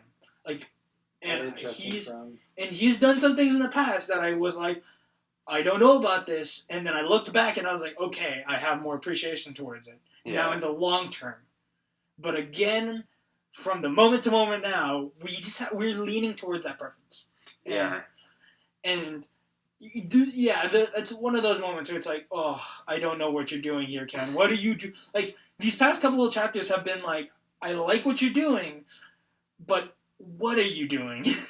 I like some of what he's doing. Because I feel like he's building up a bunch of new characters like he's always done. Yeah. And build up old characters and stuff like that. But, like, it's mostly the Koromaru part that I'm just like, I'm very on edge about. Yeah. I'm very salty about that, and until this is fixed, I'm going to be very salty at UQ Holder unless they jump back to the tournament arc. And then I'll be fine. Then I'll be like, tournament. They'll jump back in like, the next month or so. Yeah. They have a couple more wrap-ups to do. But, like, I guess we could say that's all for that, because is your salt now gone? Have you expelled okay, my salt has been expelled from my body. It is sitting around me as salt flake snow. Now we can continue on to something really fun. Jitsuwa. Yeah, Jitsuwa, yay. Jitsuwa's fun. Jitsuwa's always fun. I've read the Raws, so this is the first part of a 2-part chapter, which I'm excited for the second part. Yeah. But the first part's great. I love that. Where it's like the board meeting where they're all sitting there, and then like the dad who's Disguised. the dad who's disguised as the lady. She's just like, yo, what is she doing? And he's like, wait, what do you mean, Don? I mean... Yeah. As always, Jitsuwa humor is my sort of humor. Like, there's so much... Like, always reading Jitsuwa, I'm always like, as much as this humor seems very... Honestly, I feel like I feel similar about it to the way I do to Baka to Test. Where it's got this very fast, almost stereotypical humor a lot of the time, but it's doing it well enough that I really appreciate it, and I find it really funny. Like, I like the whole aspect that they go on a date, and I was like, cool, because I didn't know what the text bubbles are about when I was reading. I was like, cool, they're showing that date. Yeah. And then when you discover that it's actually all the text bubbles are not from their minds, but from the people basically pretending that this is a baseball game. And they're watching these two as he's trying to hold their hand. And it's like you hear Akane just go, and it's a swing and a miss. And Akane's sitting there in like a cute penguin outfit. A penguin costume, yeah. And then you have the moment where Genjiro just turns into a gigantic fish. Oh, the giant sunfish. The sunfish. And then you have I'm so lost. And then you have the moment where like the sensei's there with one of the best friends. And then I want to know more about that. No, but Shima's there, so. Oh, Shima was there? Yeah. It's okay. He'll get arrested soon, and then they can be alone. But then Akane just like, no. Like, she's laughing at Genshiro. I was like, this is like, how can you feel so bad for, like, your daughter, like, dating this dude? And then she sees, like, Akari-sensei, and she's like, no, this is not... This is wrong. Get away from me. This is wrong. Not because she doesn't want to, like, Genjiro is doing it because, like, you know, dad protecting her daughter. She's doing it because the joke that she's always gonna be single is too good for it to ever go away. Because, like, you hear her, she's just like, you perverted spinster, like... You need to stop this. You need to stop this. And, like, as always, everything to do with Jitsuwa, everything's more interested with the side characters. Yeah. I like that main character story. Like, I do like it. But I find it so much funnier when you go to the side characters. Yeah, and I enjoy that they keep doing that. Where they keep showing the side characters and, like, doing all that stuff. Like, I love the moment where Yoko, like, where, Akane, like, where she's like, I wonder if the principal's here. Takes out a piece of candy, looks around. And it's like, oh good, I think we're safe. I think we're safe. But little does she know, she has the biggest pile of candy in front of her. She's like, and Akane has her line. She's sitting there, like, eating all that huge pile, and she's like, it's gonna take more candy than that to lure this principal out. And she's just sitting there with, like, a lollipop. She's eating a lollipop, like a huge pile in front of her. Like, I love that character. The best character. Yeah. But yeah, so that's our weekly manga. We have a salty manga and a non-salty manga. Yeah. Because Chitsuo is always great. Like, even reading the Raws, like, that's only gonna get better. Like, it's one of those things where it's like, that thing only gets better. Yeah, exactly. Like, Should catch up on Shokugeki so we can talk about that. Well, that's the thing. Coming up at some point. Well, I still have, like, programs and midterms to do, so I'll get around to that when I have time. One day. Probably around Thanksgiving when I have a chance. Over Thanksgiving, I'm gonna finish Michiko and Hachin. I might do Utarimono. Oh, Watch actually, the first season. One thing I did want to ask: can I pull before Thanksgiving break? Yeah. Can I pull another anime out of the hat because I'm gonna finish it over Thanksgiving break? Yeah, so you could do that. Something else to start. Yeah, you could do that. So continuing on with weeklies. Let me start this off and. Gotta open up my anime list. Okay. First one is always going alphabetical order. Comet Lucifer. Like I said earlier, I had that moment where... That's when I realized my pet peeve, where I said, there's all these cool things going on. Cut back to the cool things. No, keep cutting back to romance tropey. Drawing things. Huh? Was that the point when they were cutting back to Lolly? Wait, what are you talking about right now? Comet Lucifer. Oh. So the thing is, basically, a love triangle just suddenly appeared. A love triangle has appeared. And I went, because now that Feli is older, she can now recognize her feelings for me, MC, But then, like, red hair girl also has feelings for MC, kind of. But she's like coming to terms. She always kind of had feelings for MC. Yeah, no, because I've only watched the first 2 episodes. Yeah, there's a moment where like Sogo just goes like, "Hey, you ran away from your like fitting for your dress," and she was like, "Well, I was waiting for my prince to save me," and then it cuts over to like Sogo when she says that. Yeah. But then she sees like Feli and Soga standing on top of the mech, and then like she's like, "Oh, that's the prince and the princess," and then she gets really sad, and then her fiance, quote unquote, is looking at her feeling really sad about that, and I was like, "There's this cool fight in there where I." Like, you know how I do things when I'm watching weeklies that I just don't like? It's where I, like, skip every 10 seconds if I know what's going on. There, like, I was skipping. Then there was a good, like, 5-10 minute period where it was just mechs fighting, and I stopped, and I was appreciating the art. Yeah. And then they went back, they kept cutting back to the romance. I was like, no! I want get more that off my screen! Like, there's a cool moment where they show the villain in, like flashbacking to when he was in war. Yeah. And, like, this cool backstory of him in war, and then they cut back to that romance stuff. And I'm like, there's so much interesting stuff going on here. And you're dropping the ball super hard. Just like Lance and Mask, and I'll get to that in a minute. Concrete Revolution, actually a really interesting thing. I want you to catch up to it, Connor, because it's really interesting. Mm-hmm. It's about, this episode was about, like, it's more revealing what MC is now doing in the future. Mm-hmm. By showing off, like, these 3 guys who have superhuman powers but aren't using it to, like, you know, do superhuman stuff with it. Interesting. And it was really funny because it shows off all of their powers, and, like, one person has telekinesis, but he can only pull objects. Not push? He can't push it. He can only pull. That's pretty funny. Another guy, he has electricity powers, but they heal people. So there's a part where, like, they see these guys robbing a woman, so they try to stop them, and the guy goes, "Time for me." Goes out, shoots electricity at them, and they all get shocked, and they go, "Oh, hey, all the pain in my body's gone. Oh, I feel great. I feel so refreshed." There's a guy who's briefly there, and it's very obvious that he doesn't stay because they show the future part, and there's only 3 of them, but in the past there's 4 of them. Okay. So they show the past, and basically his thing is he could turn into stone, or he could turn into metal. But when he turns into metal, he can't move. So he just, like, goes statue for a bit. But when people shoot him, he still feels it because, you know, like nicking statues and stuff like that. And then the other guy, he could be like he could like go into objects. Yeah. So like he could like go into a bed and then be in between the bed. That's kind of cool. But the thing is, he can't like do it himself. He has to accidentally fall into it.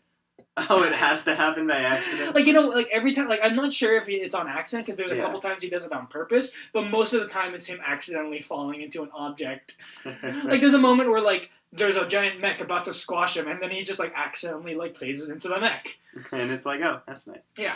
So he's kind of like Shadow Cat, but he can't really control it. He can probably control it, but it's just a lot funnier to think that he just does it by accident. It just happens sometimes. You're like, well, shit. Yeah. Like during that whole moment where like the robbers are there, like his 3 friends are doing stuff, and he just runs around and like goes into a trash can and just phases into the trash can. Moving on to Concrete Revolution, still good. Not like Kekkai Sensen. Now I've differentiated the 2 because Kekkai Sensen was 1 linear story. This is 2 stories going on, and you're piecing together the 2 of them as you see they're happening. Indeed. Asterisk is pretty. What happened in Asterisk? That's the point in Asterisk where you just go, whoa. I think I watched Asterisk. Oh, I did watch Asterisk this week. Something did happen. Hanyo voice actor character, get more in depth with her character. She uses a sword, they fall into a gigantic hole. Sounds pretty promising. It doesn't. Yeah. I was talking to Connor about this. Actually, I'll get to that after. Heavy Object. There was it. You know when I say there's cool stuff going on here, why do you keep cutting to the romance? Yeah, they doing that too? Like, there's a part where, like, there's a more bigger-breasted, taller, bigger booty, like, mech pilot that's more popular than like main girl, and like the two guys are like fawning over that girl, and there's a part where like she has the cooler mech than her, and they're trying to compare how big their guns are and how cool their mechs are, and I'm just like, there's a war going on. Like, literally, it cuts to the this is going on. Then it cuts to the MCs like creeping through a forest and then seeing like these soldiers shoot up villagers, and I'm like, that's so interesting. You know, I don't understand why you don't just watch pure action-heavy stuff. No, because it seems like every time they cut away from that, you're like, no, go back. No, because the thing is, it's always the stupid, silly. Like, it's the stupid tropey stuff where it's just like I said, like Nagi-Asu, like, that's not action heavy. It's true. But I liked it when I didn't like when they went to the tropey romance stuff. I just don't like. There is a time and a place for tropey romance. And when you're telling a really cool... the thing is, when you're telling a really cool story, you can have romance. Yeah. But don't make it tropey. Write it as well as you're writing that cool stuff you're writing. It's like in Gundam. Like, we're watching Gundam right now. That stuff of, like, we're watching Gundam, and then every time we're seeing, like, a Gundam fight, it just cuts to, like, some romance, like, love triangle bullshit stuff going on. Like, imagine if Blonde Girl and that really, like, the dude... You know the dude who was always, like questioning the main character's authority? Yeah. That really obnoxious guy? Imagining it's just him being tsundere for the main girl.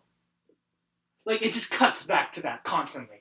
Like, you have a cool mech fight, and then it just cuts to that. Or, like, you have the cool pseudo-politics going, then cut to that, and then... The problem is, I really wouldn't mind. I really wouldn't. See, you wouldn't mind, but that's happened. That you've seen that before, right? All the... Like, you've seen, it's like the character who's really, like, angry all the time, but, like, he has a soft spot for this one girl, right? Yeah. But, like, everything else in Gundam, or everything, sorry, that's not even in Gundam, I just made that up. Yeah. Sorry, everything in Gundam is, like, it's, a lot of stuff you see is just weird. It's, like, it's maybe a situation you've seen before, but something's really off about it, and it's mostly because the main character is in, like, a lot of those scenes. Or, is he the main character? I mean, you're also obsessed with seeing things you haven't seen before. Yeah, but... I'm gonna cut to this, where K is so good, where, like... I just call that good writing, honestly. Where, like, the next thing next time I'm just is K, and there's so many moments where, like, the relationship between him and Neko is just so, like, it's well written. I like that well written. That I don't mind when they just cut to Neko, like, having super friendly relationships with Kuro and Shiro. Like, I like that. I like that. And then cutting back to, like, the action-heavy stuff. Because that's what happened today, like, in this week's K, where there's a part where literally 4 people are going up against the entirety of 3 clans, and somehow winning, even though he's the 5th king, but apparently he's stronger than the 2nd king. But I don't mind that. I don't mind that.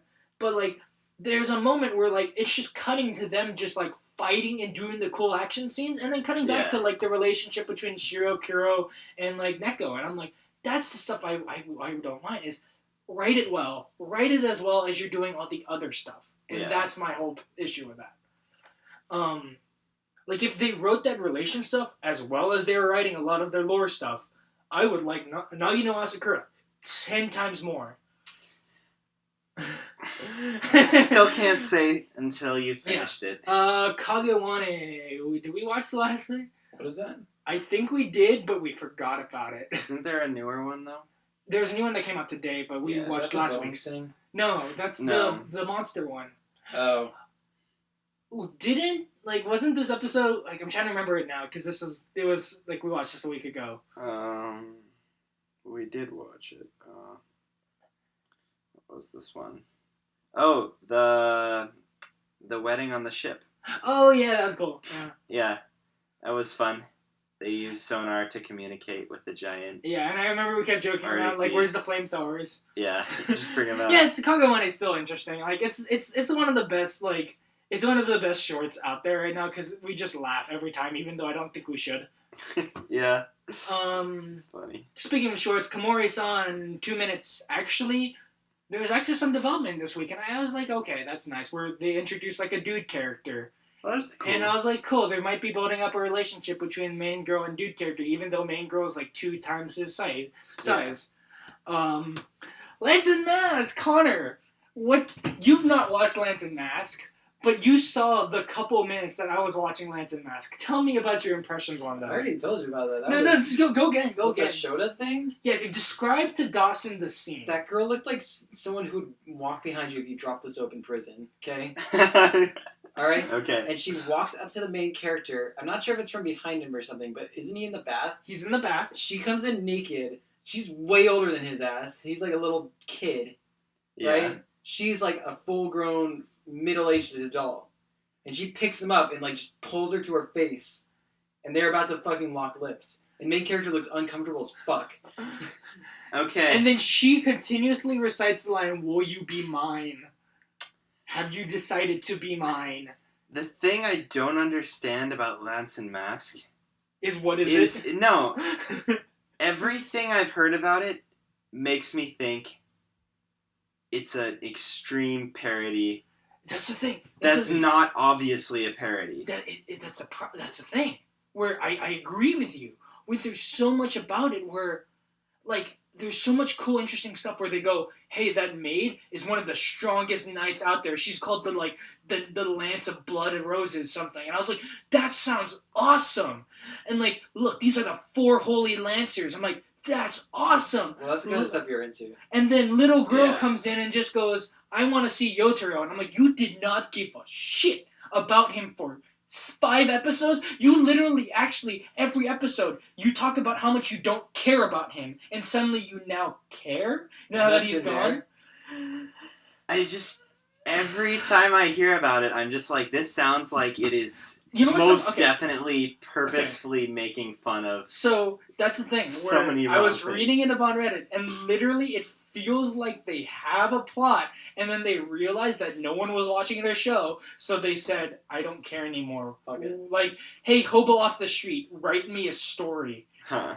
And then they animated that. Just going with it. Gundam. Raise your flash. So they think it's going to turn into, what's it called? Gurren Lagann 2.0. Wait, really? No, remember we talked about it? We were like, "Oh yeah, that's coming up." Oh yeah. Not Gurren 2.0. It's just Wait, no, the white-haired dude was going full Kami on this there's episode. a lot of comment on this one. Also, I was getting weird Firefly. Yeah. This is my feelings favorite of the week, I have to say. I like Yutari Mono. I don't like where it's going. I don't want the old material reference shit. I don't think that's going to keep happening.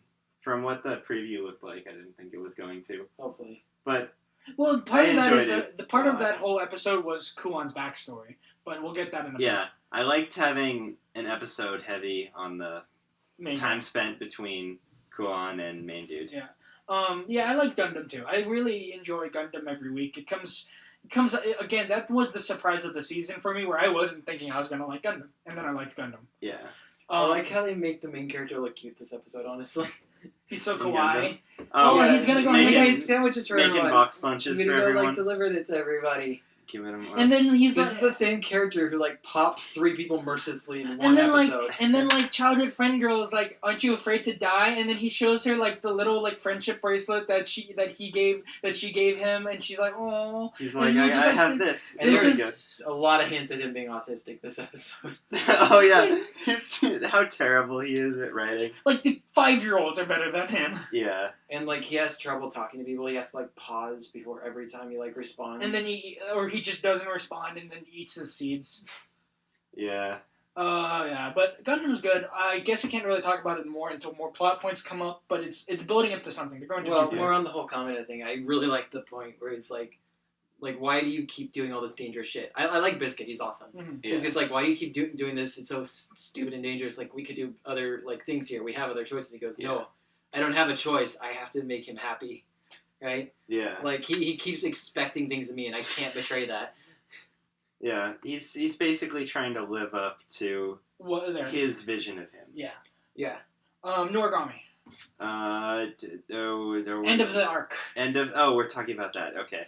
It was a good arc. That was a really fun arc. I can't wait to see what everyone goes died. now. So much fun. Noragami is really impressing me this season. Yeah, and we're gonna get new characters. I think it's new characters. So I read the manga to to finish off, because apparently the OVAs are covering this stuff. There's a Yeah. lot of hints towards this new guy because he's always in the background, like staring at girl.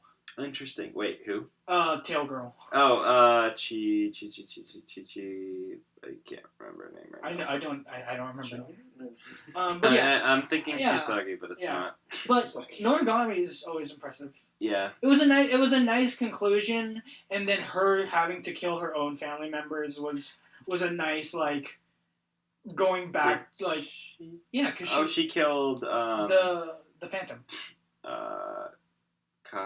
No, because remember she went to go kill the Phantom afterwards. The Phantom that was created from all the family members.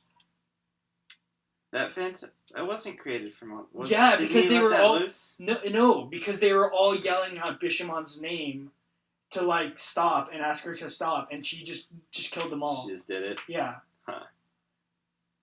Like, because remember, even the lady was like, "It's too late to save them. We have to kill them." I don't remember this, but I'll take your word for it. It was a kind of an It's been a emotional while. moment. It's been a week. It's been a while. One Punch Man?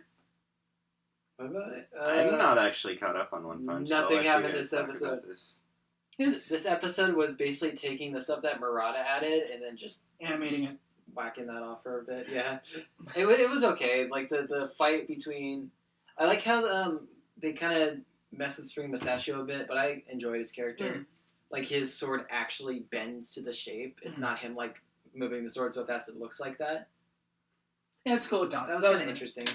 But besides that, there's... Man, they are really stalling on that meteor. It's coming. It's coming. It'll be next episode, I'm sure. Yeah. Showman Sample. I actually enjoyed this episode. Yay. I actually enjoy all the episodes. Also, quick thing. They showed a lot of S-Class heroes. Oh, yeah. And Fubuki. Yeah, for booking and stuff like that. Showman Sample. I really like this episode. They go to Showman Land, or Commoner Land, where everything is like this. It's like a Disneyland, but like the commoners version, where they're walking into a McDonald's and then they're trying to order from McDonald's. I gotta watch that, man. No, but the best part is like the main character eats the burger, and it's the best burger he's ever had, and he puts it down, and he just starts ranting about how the burger's too good for a McDonald's. It's like, no, and it's everyone's so like really scared. And then the best part is that they like, I'm now on board with like the Lolly character being the best character in that show, and like I'm not the person who's like like you know Lollycon or something like that. Yeah. But like, Dude, I like the character. no, they had so many great moments because like she wasn't in this, like she didn't go to the field trip with them, so Yeah. she stayed back, but she didn't know that they went on a field trip. So like it opens up with her like hugging the plushie of like MC that she has, Yeah. and just staring up at the plane as it's leaving. And then there's a moment where she's like walking to like his house, like no emotion, just holding the little doll. And then like the maid's like, hey, they aren't like he isn't home. They went to other place. Then the last scene is her like cut to her, and she's like she has like little like plushie in like a bag and like in a position like this. Yeah. And like the maid's just like, where are you going? And like she's just like stuffing the bag with like all these other trinkets that she'll take with her to Showman Land. Oh, she's trying to go visit. Yeah. Main character. Dude, Yeah. honestly, my favorite moment with her is like the riddles. Oh yeah. Like she's like this super genius, but she can't get any of the little riddles they do. Yeah. Calvary is really good. They introduced the next villain, and it's like this punk guy who his weapon is a bat that like is basically like a bat that like has chains in it. So like when he goes like that, it turns like it's kind of like a whip bat, like the you know the whip cane in Oh, in Bloodborne, but it's a Yeah. bat. But like Interesting. he has a grudge against swordsmen, so he walks up to main character and like smashes a bottle over his head and like spits in his face. Yeah. And like apparently, if main character even like defended himself, he would have been expelled. Like that's how much the rules are so stringent on him. Is that like he God, I can't. hate that plot, but okay. But his parents hate him so much that he can't even defend himself. Like I know, but that's just like feel sorry for our MC. He has it so hard. That's how you do it wrong. Oh, and then they introduced a new girl character. I know, I She like was this really character, cool. There's a really sexual moment between the MC and the like new girl character where like he's teaching her how to do like some sword stance and like moving her body, and then it goes into this really like you could take it out of context, and it's one of the lewdest scenes you could ever see out of context. But like it's him like rubbing her body and like moving it to motions and stuff like that. Interesting. And her like moaning. And Is it a new toothbrush scene? No. Okay. And then it comes out that he has to fight her, but then they both have their reasons to like get to the top. Da da da da. So I'm kind of interested where that's going. Okay. What's going on next? It's the Lovely Bones one. It's okay. They didn't focus on the main characters. They focus on like an annoying side character. Basically, this is the plot. Character sees a lady throw a letter into the water. The letter gets blown back in the wind and lands on the bridge, but the lady doesn't notice and just leaves. Girl picks it up, reads the letter, thinks it's a suicide letter, spends the rest of the episode trying to get in contact with the MCs to try to figure out if this is a suicide letter or find out where this girl is. So like she doesn't commit suicide so she could save her life. Da da da da. And like the teacher and a police officer are helping out. And the teacher literally straight up goes like, "Why are you stopping her from committing suicide? It's her choice." Like, yeah. And like this guy basically making a whole entire point about like how like if somebody commits suicide, it's their point, like their choice. Why should we make the choice for them? And making a really valid point about that. Like I was like, that's a really asshole thing to say, you sleazebag teacher. But you know what? You have a point there. And then it turns out it wasn't a suicide note. Naturally. It was my husband died like 3 years ago. I found a new person. I'm saying goodbye to you. Yeah. Oh, and then like it was really funny because like Sakurako just like went off to go by herself, and then MC is like, I don't know where she is. She went to the Lost Child Service. He went to the Lost Child Services, and she was there. No. Damn it, you reminded me of the anti-suicide thing I sent you guys. No. She wasn't there. He used the Lost Child like. Oh. Your guardian is here. We'll get the Perfect Insider.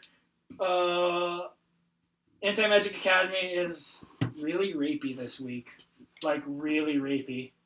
I would. I just want to end off on that. It was really rapey, and do they have a generic rape villain yet? That was the generic rape villain this week. Yeah, God. Where basically sword art or basically there's the sniper.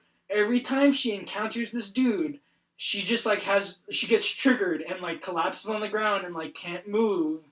Because of like some stuff, and then they cut back. Apparently, there was an accident where like she accidentally killed her brother because her brother grabbed like her grandfather's gun and was like, "Yo, this gun's so cool!" And she's like, "No, don't touch the gun," and try to take the gun away from him. Don't play with swords. And then it accidentally shot and killed the brother. And then this guy the childhood friend walks up and like literally goes, "Hey, you killed your brother? Wow, that's brutal. You should feel guilty about that. You know what? I want you, and I'm going to guilt trip you about killing your brother for the rest of your life." And then that's why she collapses every time he sees him. Yeah. And then it cuts to like her like tied up. And then like, or not her tied up, but like her in like this dress. And then she's being like super triggered hard by this dude. And he starts stripping to like rape her and stuff like that. And then MC comes and saves her and stuff like that. Yeah. But like that is the edgiest shit I've heard in a long while. That is pretty much the same as the second arc of Sword Art. Yeah. Like Young Blackjack. I'll continue with this. Young Blackjack I was laughing so hard because they did a moment where the two doctors are sitting there. And then they're like, "No, this is my patient. No, this is my patient." And then they go, "No, it's our patient." And then it flashes to like this shonen scene where both of them have their shirts off. They're like glistening and like staring off of each other. Then it just cuts back to them in scrubs, like operating on the guy. That's great. But then, so basically what happens is like there was a character who got shot in the throat 2 episodes back. Last episode they healed him. This episode he woke up and started walking away. Because he didn't know where he was, and so they're all going off. His commanding officer falls and finds like, "Hey, stop! You're safe. You're safe."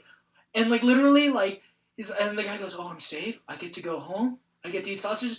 The first thing you think in your mind when you hear that is he's about to get shot. He literally steps on a mine and blows up into a million pieces. His commanding officer gets PTSD because of this and sees like a Vietnam soldier come in and like even though he's trying to escape from becoming a Viet Cong, he goes, no, that's the enemy. And then calls the strike force to bomb the peaceful village that they're in. But the thing is that the guy is shot, so they have to save the guy's life. So it proceeds as them operating as they go 30 minutes until the planes arrive. But then like they go, hey, the planes are coming. And then they go, we're not moving from this spot because he's going to die. And then they go, they just go like, you're going to die too. He's like, so what? We're gonna save this man. and then it ends with them down to the wire. The bombs are dropping. All the characters are like, no, they got blown up. And then you see the 3 doctors that were operating on him, like, yelling and running away as the explosions are happening. And they're just going, oh! as they're carrying him on a stretcher. And I'm just like, oh my god. This show is ridiculous. It's so stupid. And then it ends with like a whole thing where like they're like, oh yeah, we didn't ask who that doctor was. Huh, I guess whatever. And then young Blackjack leaves, goes back to Japan, and then it does a little monologue. It's like he didn't know that, but that like at that moment they will never be friends again because apparently that guy, because they named the guy off later on. Yeah. And then I read on Reddit where everyone's like, yeah, that guy's like the basically the the anti-Blackjack in the Blackjack series. Okay. So at this point in time, they were the same. Yeah. But now they're no longer the same. Split from that. They've now diverged paths. Okay. Because Blackjack is going around healing people illegally. Yeah. He's going around killing people because he believes that pain is not worth it. You should just die. So he goes around euthanizing people. That's totally the logical conclusion. Yeah, he convinces them. Oh, okay. But it's black market stuff. But yes, Utoramono is good this week. Comfy out of 10. Comfy out of 10. The best thing is, we said it earlier. They're pushing a little bit too much on the stuff before, but which I feel like since we're watching a sequel, but like a sequel, quote unquote, we should have watched that first one. So I'm gonna eventually watch that, and I'll just catch you guys up on whatever we miss. Yeah, honestly, I feel like I still would have really liked this episode, even if I didn't get the context of what happened. Nice. I like some harem characters out of the harem context. Yeah, because those 2 characters are harem characters out of the harem. Yeah. And that was really nice. Before we go into Perfect Insider, I do have to... I'm going to... Since we're halfway through the season, we're low on time, so we're probably going to just do a really quick Perfect Insider talk. But here's what I have to say about this season. I'm watching 18 right now. Bottom 5, lowest is Lantern Mask, followed by Comet Lucifer, Anti-Magic Academy. Blackjack, you said. You said Blackjack after that? Yeah, and I think Blackjack. And then Asterisk. Yeah, Asterisk, I guess. It's not bad, but I mean, there's a lot better. The thing about this season that I'm thinking about is that comparative to the summer season, I thought overall was good. Yeah. There was not as much hate that I was getting from that season, except for Kusama Doshikusen. But this season has a lot of highs, but also lows. For example, for me, summer season was in the middle, or it kind of balanced out. In a very middling. But here, the good stuff is really good. Yeah. But the bad stuff is really bad. Huh. And that's what I'm feeling about this season. Where you guys are only watching the good stuff. Yeah. I'm watching shit. I'm only watching a couple of things, yeah. Yeah. So, that's what I want to say about the season. Top 5 easily is the 3 that we watched today. Utoramono, Gundam. Perfect Insider. I like One Punch personally. I like One Punch too. I put Cavalry up there as well. I like Cavalry. Top 5? Over Noragami. Okay, never mind. Comet Lucifer, Cavalry. Yeah, I like those. Showman Sample. Those are really good. Wait, did you just say Comet Lucifer? No, I meant concrete. You meant concrete. Okay, that's what I thought. But so this Because you can't put it on your bottom 5 and your top so 5. let's do I this only really watched, fast. Like 9. So let's do this really fast. So because I think I have to leave soon. Yeah. Perfect Insider this week. First half of the episode was recap Wrap and But it was a lot. Second half, they it just was- answered 2 questions right Well, away. I like that first half because they were presenting the more like important evidence comparative to last time. you're very certain as to what's important. Yeah, very certain to what's important, and apparently, like the guy was like, "This is enough evidence to figure this out." Apparently so. No, they said if they figured it out, they'll know who the murderer is, Yeah. basically. Not the whole, like, this is enough evidence. Yeah. But they just answered a question for you. They go, bam, she killed her parents, uncle helped her, and then what was the other thing they answered? Subite F. Everything is F. Oh yeah, everything turns 15. Yeah. Yeah. So, something turned What does that 15 mean? years old. I don't know. So it's 15 years after the incident, Yeah. basically. Yeah, everything is 15, so... But what do you guys think? 15 and 7 are 2 important numbers at this point. Why 15 and 7? God damn it! Computer science! Octal and hex. Oh yeah, huh. That's kind of cool. Yeah. But I mean, those are just kind of arbitrary counting systems. I know, but like, they're the more bigger. Like, hex, like, the reason why Subite F, where I was thinking, like, why F? And then when I thought about it, I'm like, F is 15 in hexadecimal. Yeah. Because, you know, there's a lot of, like, that's a huge thing in computer Yeah. science. They're really harping on this, like, programming stuff. Yeah. I like the bit where, the 2 characters are just like, hey, we'll cover this up, If but you let us solve the mystery. if you let us solve this murder. Yeah, we won't tell people about the murder unless we get to solve the murder. Yeah. I mean, if you want to make another, like, super contrived... well, it's not even more contrived, what's it called, realization. 7, if you turn it to binary, is 3 ones. And there was 3 personalities in her from the beginning. Oh! And now she has 7. I don't know if we could really talk theories on this one, And then because 15 is just 4 ones. there's really no new evidence, but more answers. So I like where this is going, personally. Yeah, I'm excited to see I'm really more. interested. Like, I told you guys this while we were watching it. I kind of want them to solve the mystery, like, episode 9.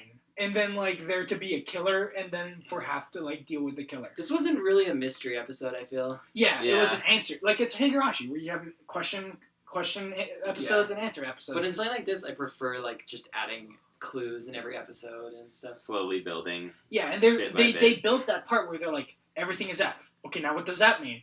Look, there's someone going to the roof. Yeah. What does that mean? And they are saying, like, oh, now we're going to stay and work on the case for a while. Yeah. I like it because they're like, all superfluous characters, please leave. Yeah. We don't need you. Let's get them all out of here. I mean, they weren't really relevant either. Yeah. Before either. They were, like, Also, hardly the there. old lady purposely kept it, like, very vague when they asked if her husband was there. Yeah. She's like, yeah, I saw him holding her hands after she killed them. But, she didn't exactly explain that he was in a position where he was guiding her hands to stab them. Yeah. Yeah. That's a weird relationship right there. Yeah, it's the whole... all those 4 characters are strange. I mean, we know why she did it, right? Yeah. To free their soul. No, it's because they wanted to stop being stuck with the parents and stuff, and Yeah. they wanted to go live off on their own. She needed to be free. She just go swimming. Now I really think they've been banging, like, all this time. He just erases all the evidence of him. Something going like that. Yeah, he runs the place, so... And That's he's, like, awesome. had her in his custody for a long time. Why does he get her custody again? Because she's in a locked room scenario, so, like... But that's not how jail works, is it?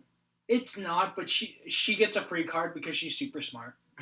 They're like, damn, let's just milk this jailed genius. Yeah. She's not gonna move. I guess it does sort of help the corporations around the world and stuff, so... Yeah, Yeah. that makes sense. They have NASA coming in, so they have to pretend she's not dead, so... Yeah. I was right about that knife. I'm almost certain it's the same knife. Oh yeah, the knife that stabbed the director is the birthday present. I like this way of storytelling where not only are they like giving you questions, but they're I thought progressively. it was almost too soon to give you those answers. There's probably more coming up. Like, yeah. Yeah. We have more yeah. pieces of stuff to come. But overall, there's not a lot to talk about for this one. They didn't waste much time on this episode. Yeah, there was. Yeah. I mean, Like, it ended. they did a quick recap, but they were also, like, at the same time building up sort of a character relationship. Yeah. I like that where it ended, and then you were like, "Whoa, it's over." Yeah. Wow, that felt short. Yeah. Granted, we did take a bunch of breaks while we were watching it to like True. talk about things. So Usually I only get that with Noragami. That's Noragami's the too one short. thing that I weirdly, just every time we watch an episode up, I'm like, damn, it's over already? Like, seriously? Yeah, I don't know. I don't get that. I get that a lot with One Punch, but it's personal. Yeah. Well, it's weird, because I like Noragami, but I don't love Noragami. Mhm. It's just something about the way it's written and the way the show progresses and just the way everything fits together. It just goes by so quick. Yeah. Okay, we really need to wrap this up. Yeah. Yeah. Any last minute thoughts? Tune in for second half of our watch next week. Hopefully it's less salty.